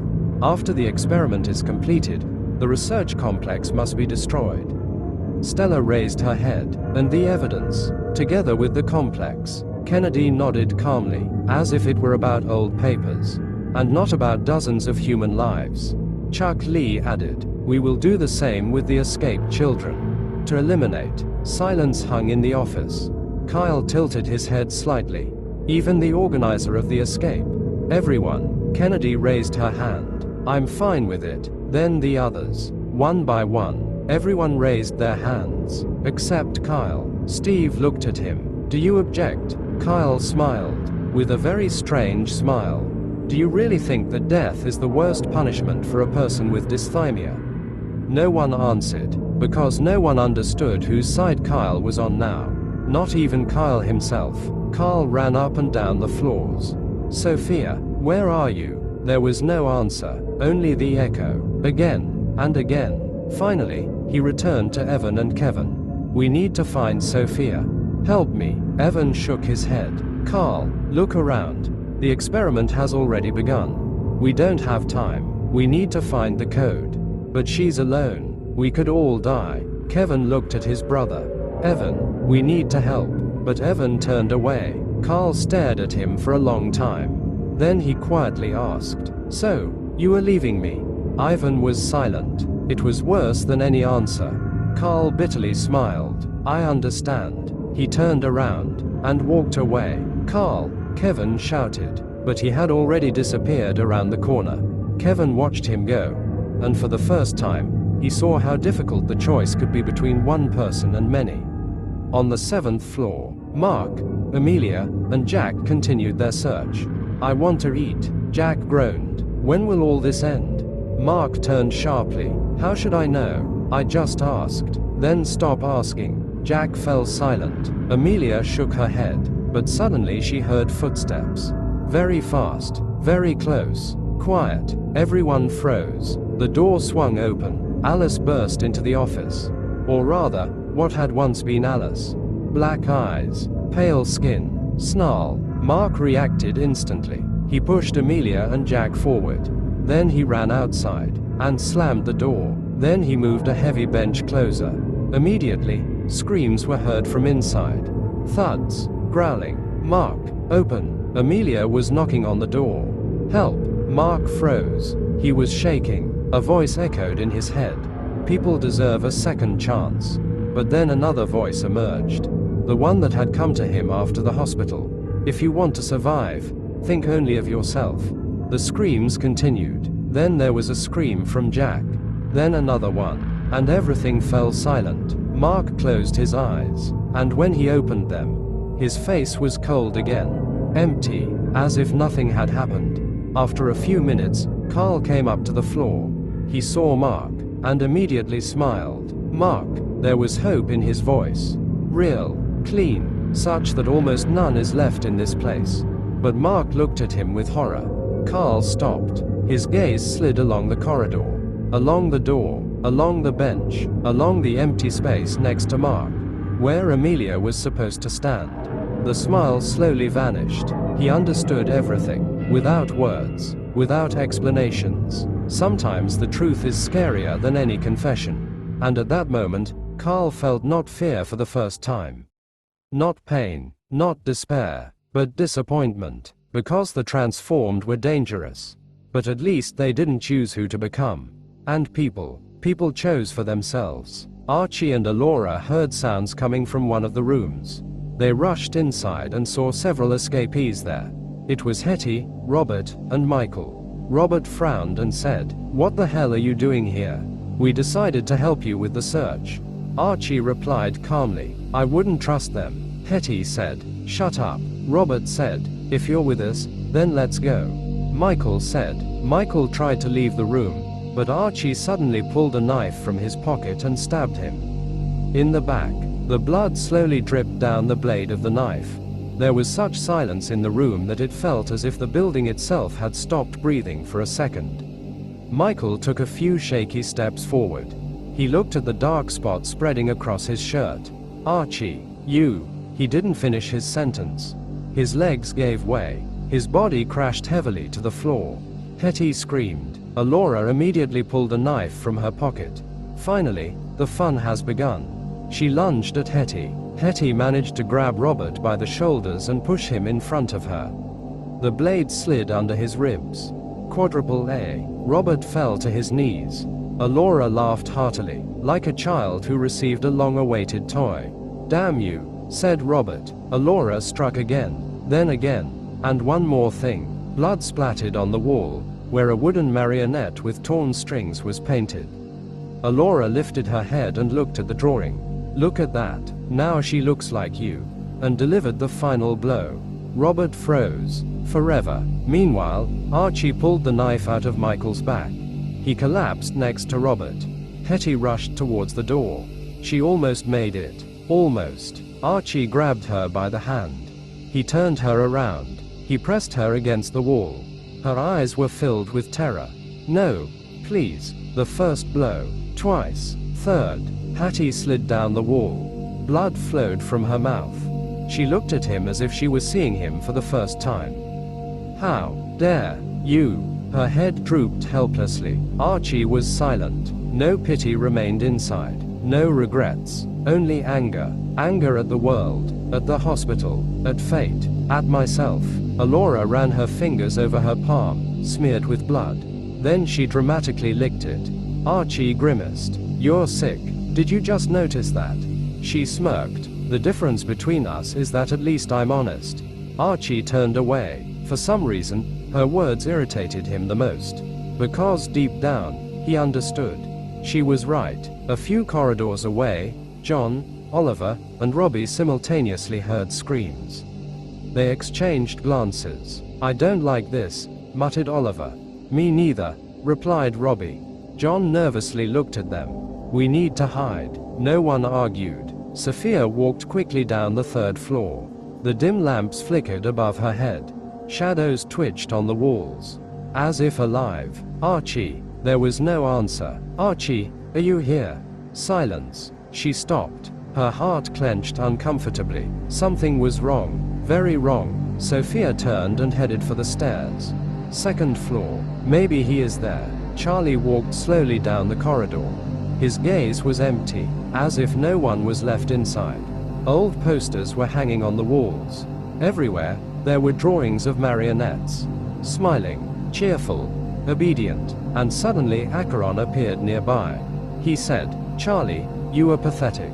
Then Emirs, "You were useless to anyone." Then Alora, "You have always been trash." Then Dylan, "And you will always remain so." Charlie pressed his ears, but the voices did not disappear, because they were not sounding around, but inside. "Shut up." His scream echoed throughout the floor. In the distance, an inhuman scream was heard. Charlie raised his head. Transformed Olivia was rushing towards him down the corridor. Her movements were jerky. It was as if invisible strings were being pulled by someone. Charlie screamed and ran. around the corner, through the door, into some room. He slammed it shut. He looked around, and froze. Chairs with straps, tools, blood traces, torture chamber. A knife lay on the metal table. Olivia was already breaking in. Charlie grabbed the weapon. The door swung open. Olivia threw herself at him. He hit. The blade entered the abdomen. Then again, and one more thing. She fell, but Charlie didn't stop. He hit again and again, until the body stopped moving, until his hands ached, until blood covered the entire table. Finally, he stopped, breathing heavily. For the first time in a long while, fear disappeared. Another feeling took its place. Anger, pure, cold, limitless. Archie. The voice came from the corridor. Sophia. Charlie slowly turned his head, and smiled for the first time. With a very frightening smile. I'm here, come here. Sophia breathed a sigh of relief. She recognized the voice only partially, but hope turned out to be stronger than caution. She walked inside. In the next second, Charlie pushed her. Sophia fell. The door slammed shut. Charlie stayed by the exit. With a knife, Sophia jumped up, and saw blood. A lot of blood. Olivia was lying on the floor. Or rather, what was left of her. Charlie. Her voice trembled. Why are you doing this? He looked at her with completely empty eyes. Each of you hated me. No. Each of you used me. No. No one cared. Sophia felt tears streaming down her cheeks. I never mocked you. Charlie was silent. Please, I understand you. He fell into thought for a few seconds, and then he calmly said, no, you don't understand. He raised the knife. You don't deserve to live. Sophia screamed. When he lunged forward, she pushed him sharply, and he flew out of the room. Charlie lost his balance. This was enough. Sophia locked the door. Immediately, there was a knock. Then another one. Then again. Charlie was banging on the door. Sophia slid down the wall, covering her mouth with trembling hands. And for the first time in a long while, she thought only of one person. Archie. Meanwhile, Evan and Kevin were climbing the stairs. What's wrong with you? Asked Evan. Kevin was silent for a long time. Then he quietly replied, Karl gave us hope, and we left him. Evan stopped. The words struck harder than any fist. You taught me yourself, Kevin continued, that friends shouldn't be left behind. Memories flashed before Evan's eyes. Little Kevin, smiling, alive, before his parents taught him not to feel, before they convinced him that he was worse than everyone else. Evan clenched his fists. You are right, we will find him, and we will help, at any cost. On the 7th floor, Karl and Mark stood facing each other. Between them were years of friendship, and a chasm of decisions made. Why didn't you keep your word? Karl asked coldly. I had no choice. There is always a choice. Mark smirked. Do you still believe in this? He shrugged his shoulders. Look around. This place breaks people. Only those who let themselves be broken. Mark shook his head. No, Karl, it just shows what people are really like. After these words, Karl suddenly hit Mark, and a fight began. Mark wanted to punch Karl, but Karl dodged. Mark knocked Karl down, but Karl hit him with his head. Mark fell. Karl got up, and started kicking Mark. Mark grabbed Karl by the leg, and Karl fell. Mark jumped on him and started to choke him. Karl turned blue and nearly lost consciousness. Karl kicked him in the groin. Mark screamed. Karl started to punch him in the face. Mark was covered in blood, on his last breath. But when Karl raised his fist for the final blow, he stopped. Suddenly, Kyle's face appeared before my eyes. His smile, his words, all people are the same. No, Karl won't let him be right. He lowered his hand. We can still get out of here together. Mark froze. Blood was flowing from his broken nose, and tears were streaming down his cheeks. I regret becoming like this. Karl cried too. Then let's go. But at that moment, transformed Molly and MIA burst onto the floor. Following him, Amelia, Jack, and Alice rushed out of the office. Mark looked at Karl, and for the first time in a long while, he smiled sincerely.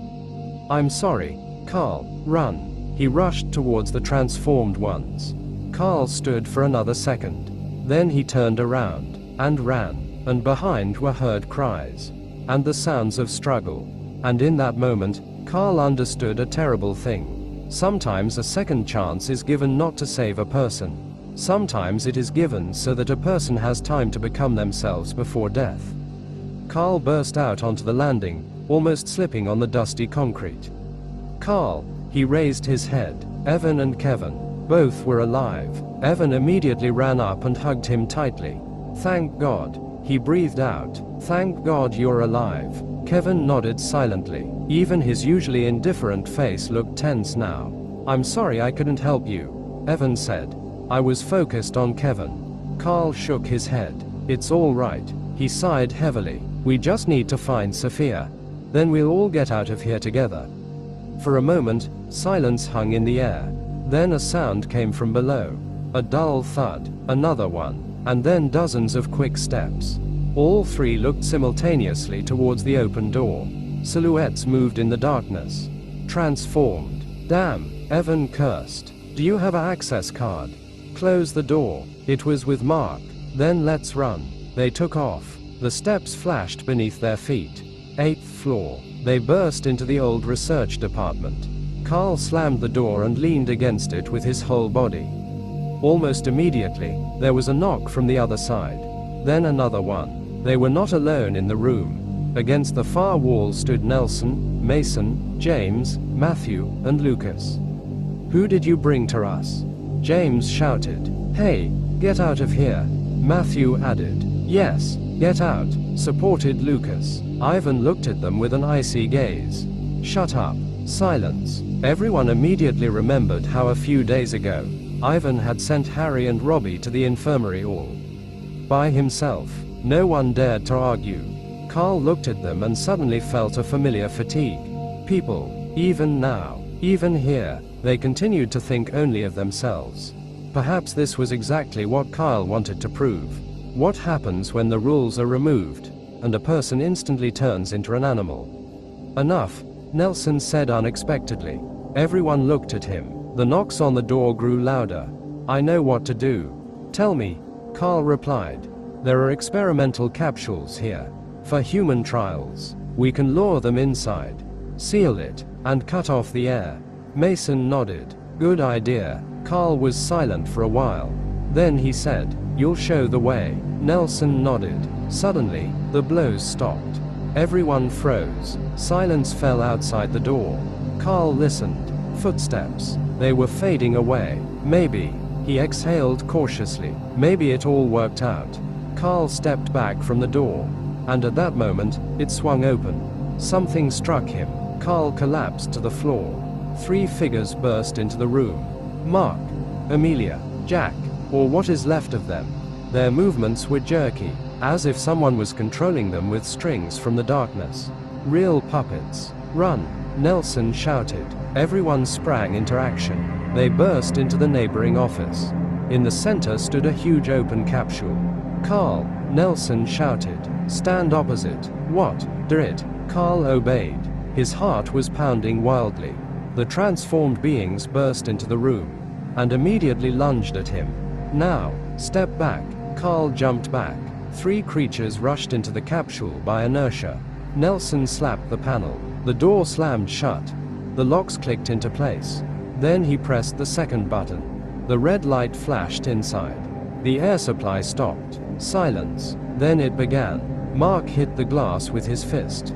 Amelia was gasping for air. Jack was banging against the walls of the capsule.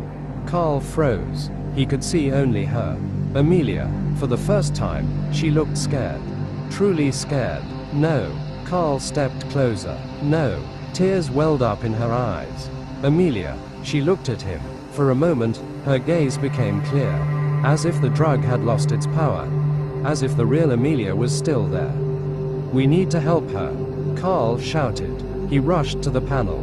We need to open it. Karl. Evan grabbed him. Let go. Karl. She is still alive. She is no longer here. No. Karl tried to break free. But Evan held him back. Tightly. Like an older brother holds a child near a cliff. Inside the capsule, Amelia slowly lifted her head. And suddenly, she smiled. Good, warm, for the first time ever. Not the empty smile that people use to hide their pain. Real. Karl froze. He suddenly remembered the day he saved her from William. He remembered her quiet voice, her distrust, her fear, her hope, and then everything disappeared. The smile remained still. The eyes had dimmed. Karl felt something breaking inside him. Mark stood nearby. He was also looking at Karl. And suddenly he smirked, as if to say, "Now do you understand?" After a few seconds, Mark slumped. Then Jack.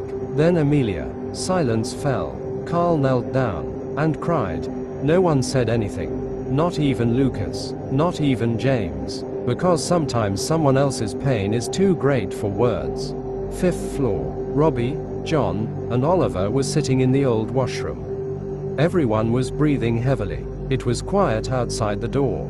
Too quiet. John accidentally kicked the bucket. It rolled away. It hit the wall. The water spilled onto the floor. The three froze. No, Robbie whispered. Footsteps were heard outside the door. Fast. Approaching. Damn idiot, Robbie hissed, grabbing John by the collar. The door swung open. Archie and Alora burst in. Oliver instantly grabbed the mop and struck with all his might. Alora flew back. Archie got hit on the shoulder. Let's run. The three guys dashed away.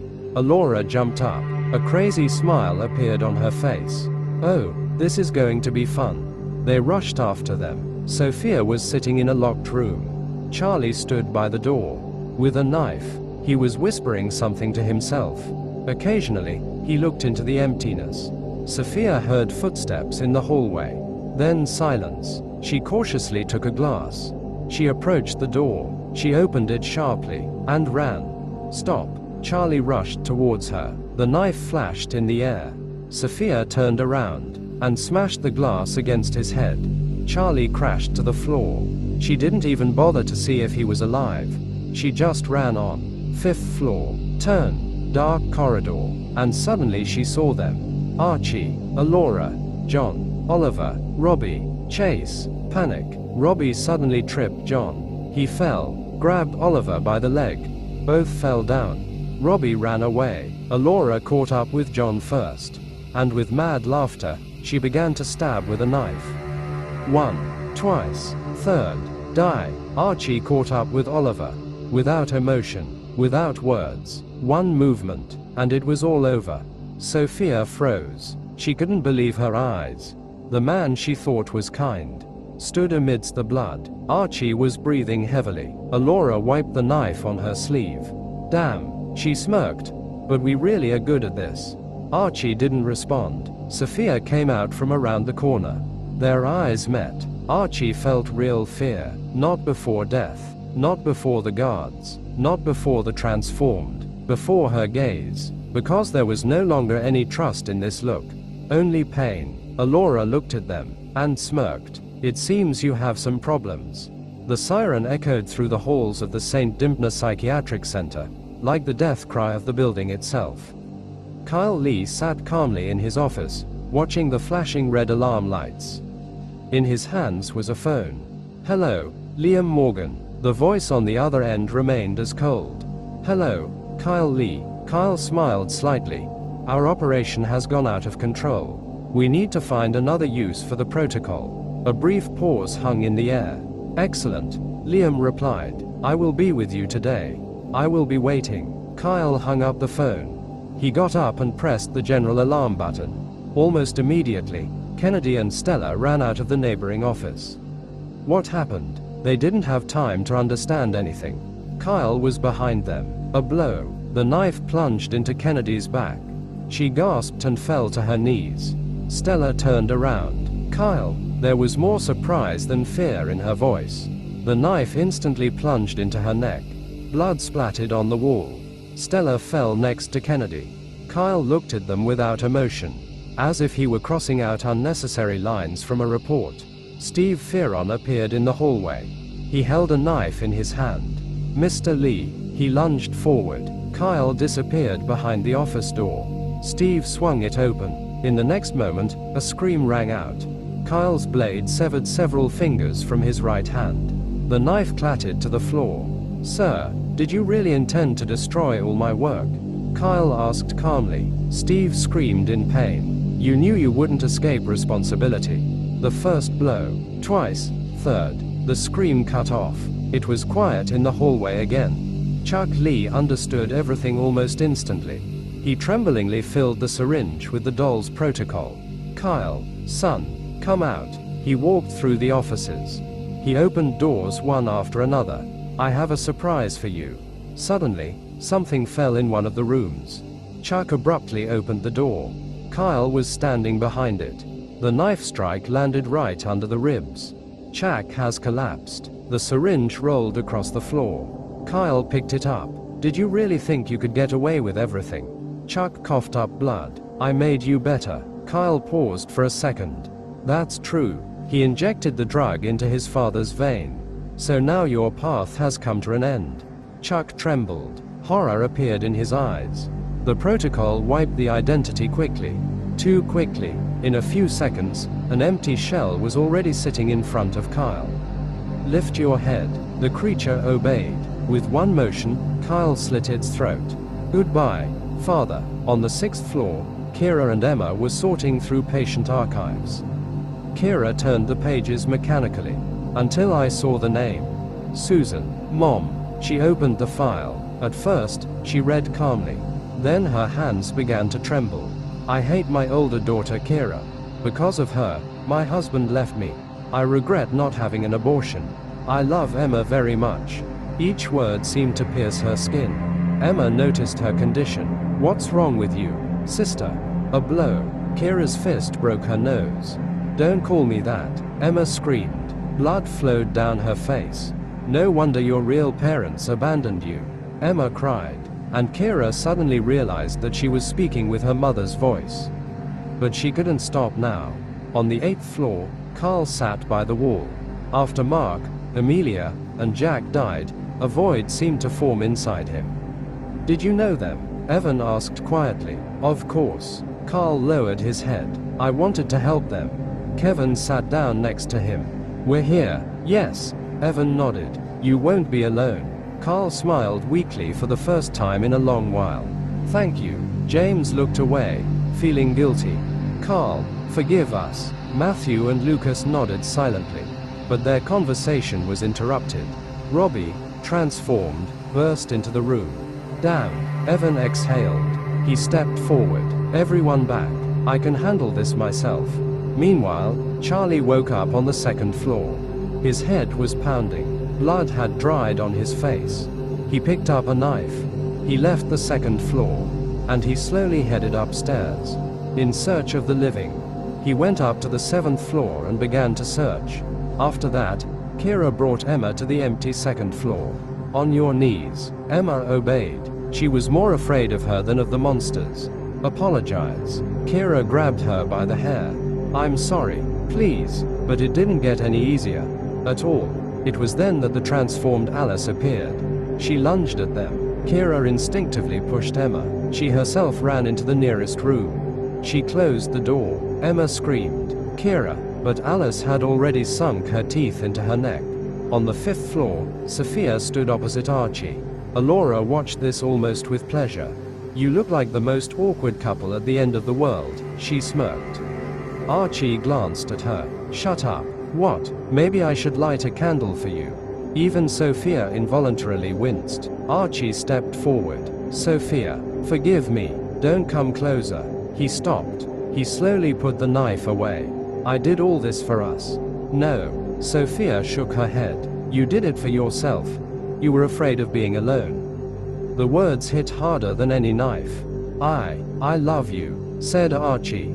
Sophia looked him straight in the eyes. To me, you were nobody.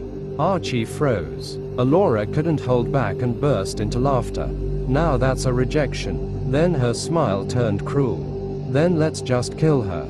In the next second, Archie pressed her against the wall. The knife was at her throat. If you touch her, you'll die, just like your whole team. Alora just smirked. Weakling. Don't forget that if it weren't for me, Acheron would have killed you a long time ago. Strike. The blade went into her stomach. Second strike. Third, Sophia closed her eyes. Alora laughed even as blood streamed down her chin. Psycho. That was her last word. She died with a smile. But the tragedy was just beginning. MIA and Molly, transformed, ran out from around the corner.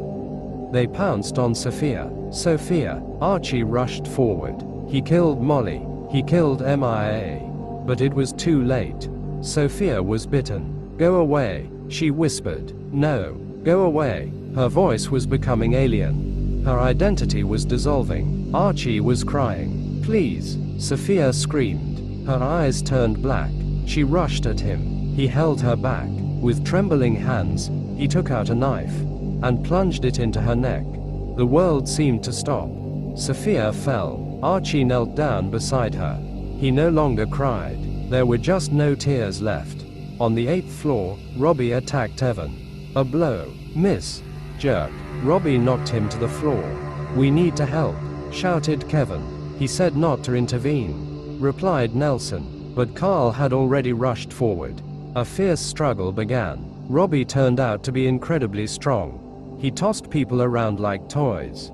Nelson crashed into the wall. Robbie grabbed Kevin by the neck and started to choke him. And then Evan struck. Once, twice, third. Robbie collapsed. But Evan did not stop. He kept hitting, again, and again, until the transformed one finally fell silent. The room was engulfed in silence. Wow, Nelson rasped. You're strong. Evan was breathing heavily. And for the first time, he looked scared of himself. Outside the door of the room on the 2nd floor, the transformed Emma was already standing. Sister, open the door. The voice was unfamiliar. Empty. Alice was banging nearby. Kira saw a blade on the table. She picked it up.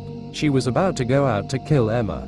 But suddenly she remembered how Emma had protected her from Susan. How she had shielded her from blows. How she had cried with her.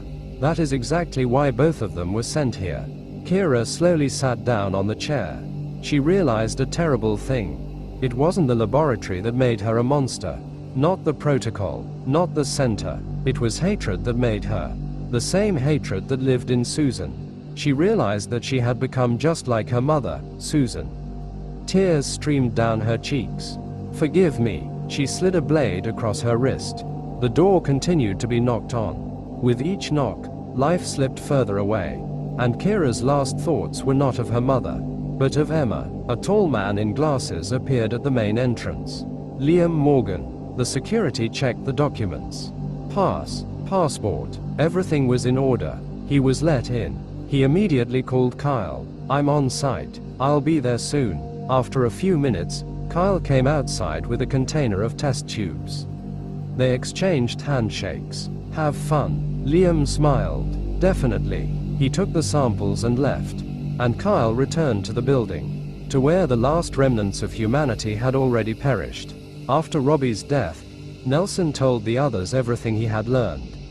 The puppet protocol is not just a virus.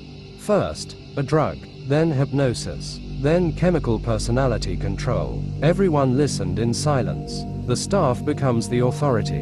The patients become the targets. So Robbie was trying to kill us? Asked Karl. Yes, and the bites? Nelson sighed heavily. It seems the drug can be transmitted through blood.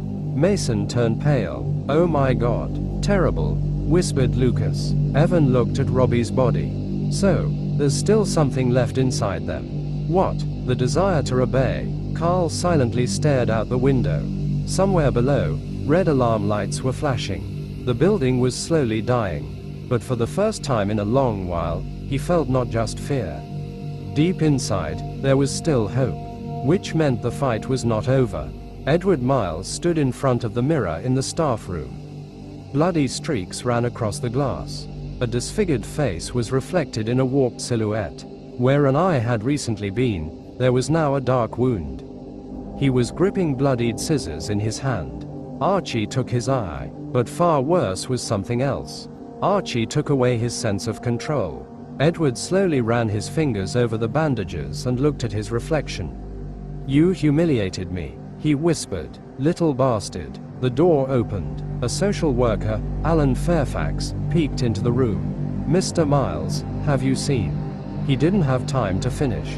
Edward suddenly turned around and plunged the scissors into his throat. Alan wheezed. Blood splattered from his mouth. He grabbed his neck and fell to his knees. Why? Because I'm tired of listening to questions. Alan fell face down. The scream was heard by the other employees. Within a few seconds, Jeff, Fred, and Charles burst into the room. What the hell? Charles rushed forward first. Edward met him with a blow. Scissors pierced the chest. Then once more, and one more thing. Scoundrel! Charles managed to shout. Fred and Jeff grabbed Edward by the arms. A struggle began. Chairs were overturned. A mirror shattered. Edward struck Fred in the ribs. Then he plunged the scissors into Jeff's neck.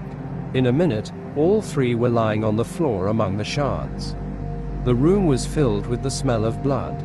Breathing heavily, Edward raised his head. Kyle Lee stood in the doorway. He calmly watched the slaughter. And he was smiling. Not surprised, not scared, with admiration. Beautiful, he said. Edward smirked. For the first time in a long while, he felt lighter. Then he looked at the scissors. And he remembered Archie. The smile disappeared. There was one thing left to do. Kill the boy. At the same time, Archie was aimlessly wandering the 6th floor. He opened offices, checked drawers, cabinets, folders, but his thoughts were far away from here. Sophia appeared before my eyes again and again. Her voice, her smile, her last words. Revenge. Only revenge kept him on his feet. He no longer sought freedom. He sought a reason to keep going. On the 8th floor, silence reigned for a moment, as if the building itself decided to give people one last chance to talk to each other. Kevin broke the silence. To be honest, while we're still alive, maybe we should share our stories. Karl smirked. That's a great conversation starter. Why not? Better than sitting in silence. Nelson snorted. That's hard to argue with. Karl was silent for a while.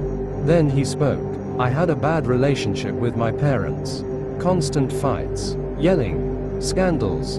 At some point, I just ran away from home. And ended up here, Karl said quietly. It was Nelson's turn. He looked at the floor. I was drinking. Everyone was silent. I drank a lot. He let out a heavy sigh. I once hit the girl I loved. She called the police, and she was right to do so. Nelson closed his eyes. If I get out of here, I hope she'll forgive me one day. Karl looked at him. The main thing is that you realized your mistake. You think so? Most people die without ever understanding anything. Silence reigned for a few seconds. Karl looked at Evan and Kevin and asked, "What happened to you?" Evan began to recount. One day Kevin was feeling unwell, so he ran away from school, and a bully started to make fun of him, and I beat him up. After that, our parents sent us here. You did the right thing, said Karl. Then Mason quietly said, I was sent here because of my non-traditional orientation. Everyone looked up. Mason smiled sadly. My parents loved me. They really did. They just thought I needed to be fixed. I'm sorry, said Nelson. Me too. Once we get out, no one will correct you. For the first time in a long while, Mason smiled. Just a little bit. After a while, Karl decided to find Sophia. He, Evan, and Kevin went up to the 5th floor.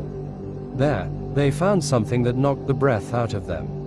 A body lay by the wall. Karl froze. No. He lunged forward. Sophia, several stab wounds. A vacant stare. Silence. Kevin turned away. Evan turned pale. So, someone has a knife.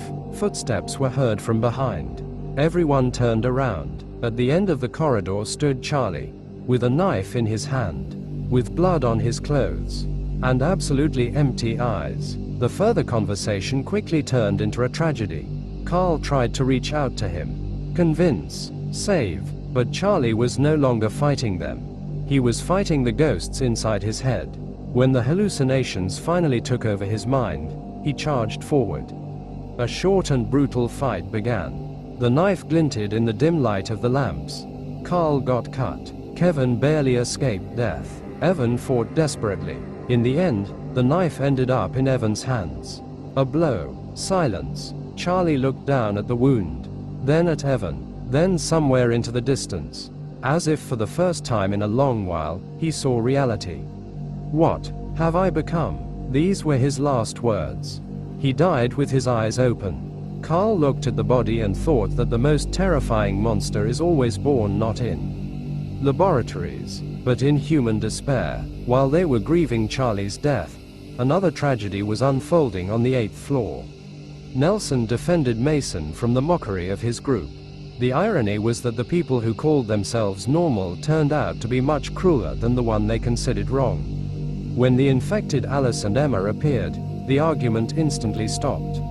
The struggle for survival began. James and Lucas locked Alice in another capsule. Matthew cut off the air. Alice died in the capsule. Emma proved to be more cunning. She kept her mind, and used it as a weapon. "Wait, I'm just like you. Don't kill me," Emma said. Her false tears almost worked. Almost. But Nelson noticed a bite on her neck. Nelson said to Mason, "Wait, remember we read that some retain their sanity after transformation. Maybe she is one of them." Mason shrugged. Emma laughed and suddenly bit Mason. Mason screamed, and together with Nelson, they dragged her into the capsule. But Emma grabbed Mason and pulled him into the capsule with her. Matthew closed the capsule and cut off the air. Nelson shouted, "No, Mason." He ran to the panel and wanted to open the capsule, but Matthew said, "Don't you dare, it's already too late." But Nelson hit Matthew, Matthew fell, and Nelson opened the capsule. Mason ran out of it, and Nelson closed the capsule, leaving Emma to perish there. Nelson approached Mason and said, "Are you okay, Mason? Respond." But the bite that Mason received had already decided everything. In a few minutes, he began to transform. Nelson tried to save him. He refused to accept the truth. But sometimes love for a person makes us commit the most terrible mistakes. Opening the capsule, he saved his friend, and doomed the others. Mason lunged at Nelson and bit him. Then he started biting the others. One by one, people fell from the bites. The corridor filled with screams. And Nelson realized too late. Not every person can be brought back. At that moment, Archie noticed Kyle Lee at the entrance of the 6th floor. They silently stared at each other. Archie was gripping the bloodied knife. Kyle smiled, but he didn't attack, because he saw what he wanted to see. Archie was broken, and a broken person is often more dangerous than any monster. Kyle turned around and left. He was sure the boy would bring about his own demise. Later, Evan voiced his guess about the code. 2nd floor, the only place that almost no one had explored. Karl agreed, but as soon as they moved further, Kyle Lee appeared around the corner. A blow, another one. The world darkened. In 20 minutes, Karl opened his eyes, already tied to a chair. Kyle stood opposite him. Next to him were Evan and Kevin, tied up. In the corner of the room was a bomb. The 20-minute timer had not yet been activated. "Nice to meet you again, Karl Anson," Kyle said calmly. This is where the most important part of the experiment began. Not over the body, above the soul. "You're crazy. You're killing people here," said Karl. "The experiment requires sacrifices," replied Kyle. Karl tensed up. "What is your goal? Haven't you figured it out yet?" "My goal is to make you just as a human as I am." "You are not a human. You are just the result of an experiment. Just like you, Karl. Your parents were insane, and you watched all of this and gradually broke down." Kyle took a breath and continued. "People are broken by the system, so let it break you completely, and become better." Karl was in shock. Kyle smiled and started the timer. The countdown to the explosion had begun. Karl looked at the timer. 19 minutes 42 seconds. The red numbers flickered in the dim light of the office. Tick, tick, tick. On the wall opposite hung an old poster depicting a wooden marionette.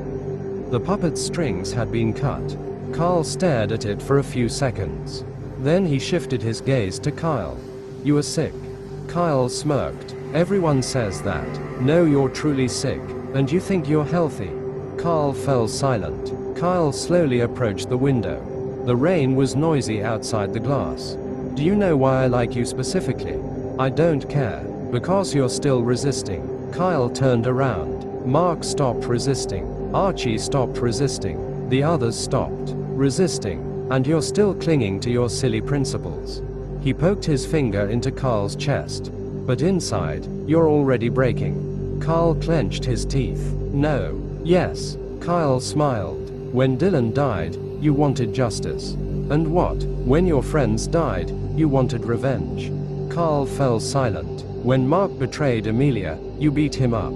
He deserved it. See? Kyle laughed. You are already starting to justify violence. Karl felt a chill inside. Because part of him understood. Kyle is saying this on purpose. But the other part was afraid that there was truth in these words. The timer showed 18 minutes and 3 seconds. People are not made into monsters, Karl. Kyle looked at him almost with pity. People become monsters themselves. When they are hurt, when they are scared, when they lose everything. He pointed at Evan and Kevin. Look at them. Evan looked at Kyle with hatred. Kevin, with horror. If I kill one of them now, the other will hate the whole world. This is how monsters are born. Karl jerked forward sharply. Shut your mouth. Kyle just laughed. Meanwhile, Archie left the 6th floor. On the landing, he saw Edward. They looked at each other. Edward held bloody scissors in his hands. Archie held a bloody knife in his hands. Edward squeezed the bloody scissors tighter. You'd better never come here. Archie sneered bitterly. True. Then you wouldn't have lost an eye. Edward's face contorted with rage. At that moment, on the 2nd floor, Karl was looking at Kyle Lee. The bomb timer showed 17 minutes. Kyle waited calmly for a response. All right, said Karl. I agree. I am ready to sacrifice my friends for survival. Kyle's face broke into a satisfied smile. Evans and Kevin looked at him in horror. But only for a second. Because Karl discreetly winked at them. Kyle approached and cut the ropes. That's right. People always choose themselves. Karl suddenly jumped up and tried to strike. Kyle easily dodged. Did you really think I didn't expect that? He laughed. Laughter echoed through the room. I specifically left the doors unlocked, Karl. I wanted to see how long you would play the hero. How you would try to save everyone. He shrugged his shoulders. And as you can see, you saved almost no one. Karl gritted his teeth. But I'm still here, and I haven't given up, unlike you. That's exactly what makes you interesting. Kyle handed him a knife. Go ahead and try. Karl grabbed the weapon and charged forward. A fight broke out, but it quickly became clear that Kyle was stronger. Every movement came easily to him. Every attack from Karl missed. It was as if Kyle knew everything Karl would do in advance. Then Kyle hit Karl, and Karl barely stayed on his feet. Kyle grabbed him and threw him onto the table. Karl fell and dropped the knife. Kyle picked it up and, laughing, slammed Karl's head against the wall. Karl fell, covered in blood. Karl tried to get up, but Kyle kicked him in the face. Karl was already lying on the floor, unable to resist. Broken, bloodied, almost out of strength. Kyle looked down from above. What's the problem? Can't handle it without your friends. Karl got up and charged at Kyle with a scream. But Kyle deflected the attack and threw him to the floor. Meanwhile, Archie rushed at Edward first. Edward flipped in the air. They crashed onto the stairs. Edward rained down blows on him. The years of cruelty made him stronger. But not smarter. Edward tried to stab Archie in the eye with scissors. But Archie waited for the moment and suddenly dodged, pushing Edward down the stairs. A crunch was heard. Edward screamed. He tried to reach for the scissors. Archie stepped on him with his foot. It's all over. For the first time in a long while, Edward looked scared. The code for the roof door, Archie said coldly.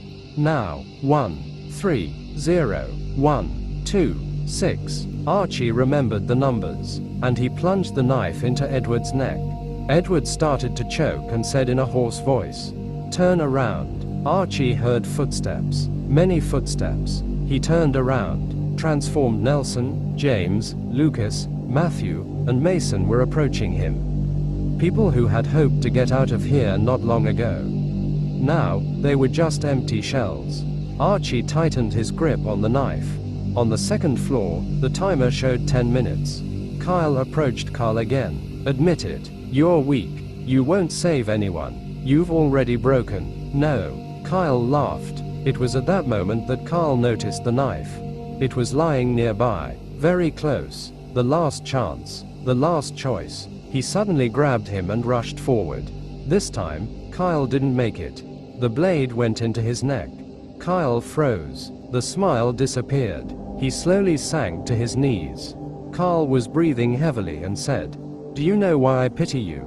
Kyle looked at him with curiosity. "Because your father turned you into an experiment. And you have spent your whole life trying to prove that it made you better." A faint smile appeared on Kyle's face. "You are my favorite experiment." These were his last words. He fell, and did not get up again. Karl looked at him. Then he freed Evan and Kevin.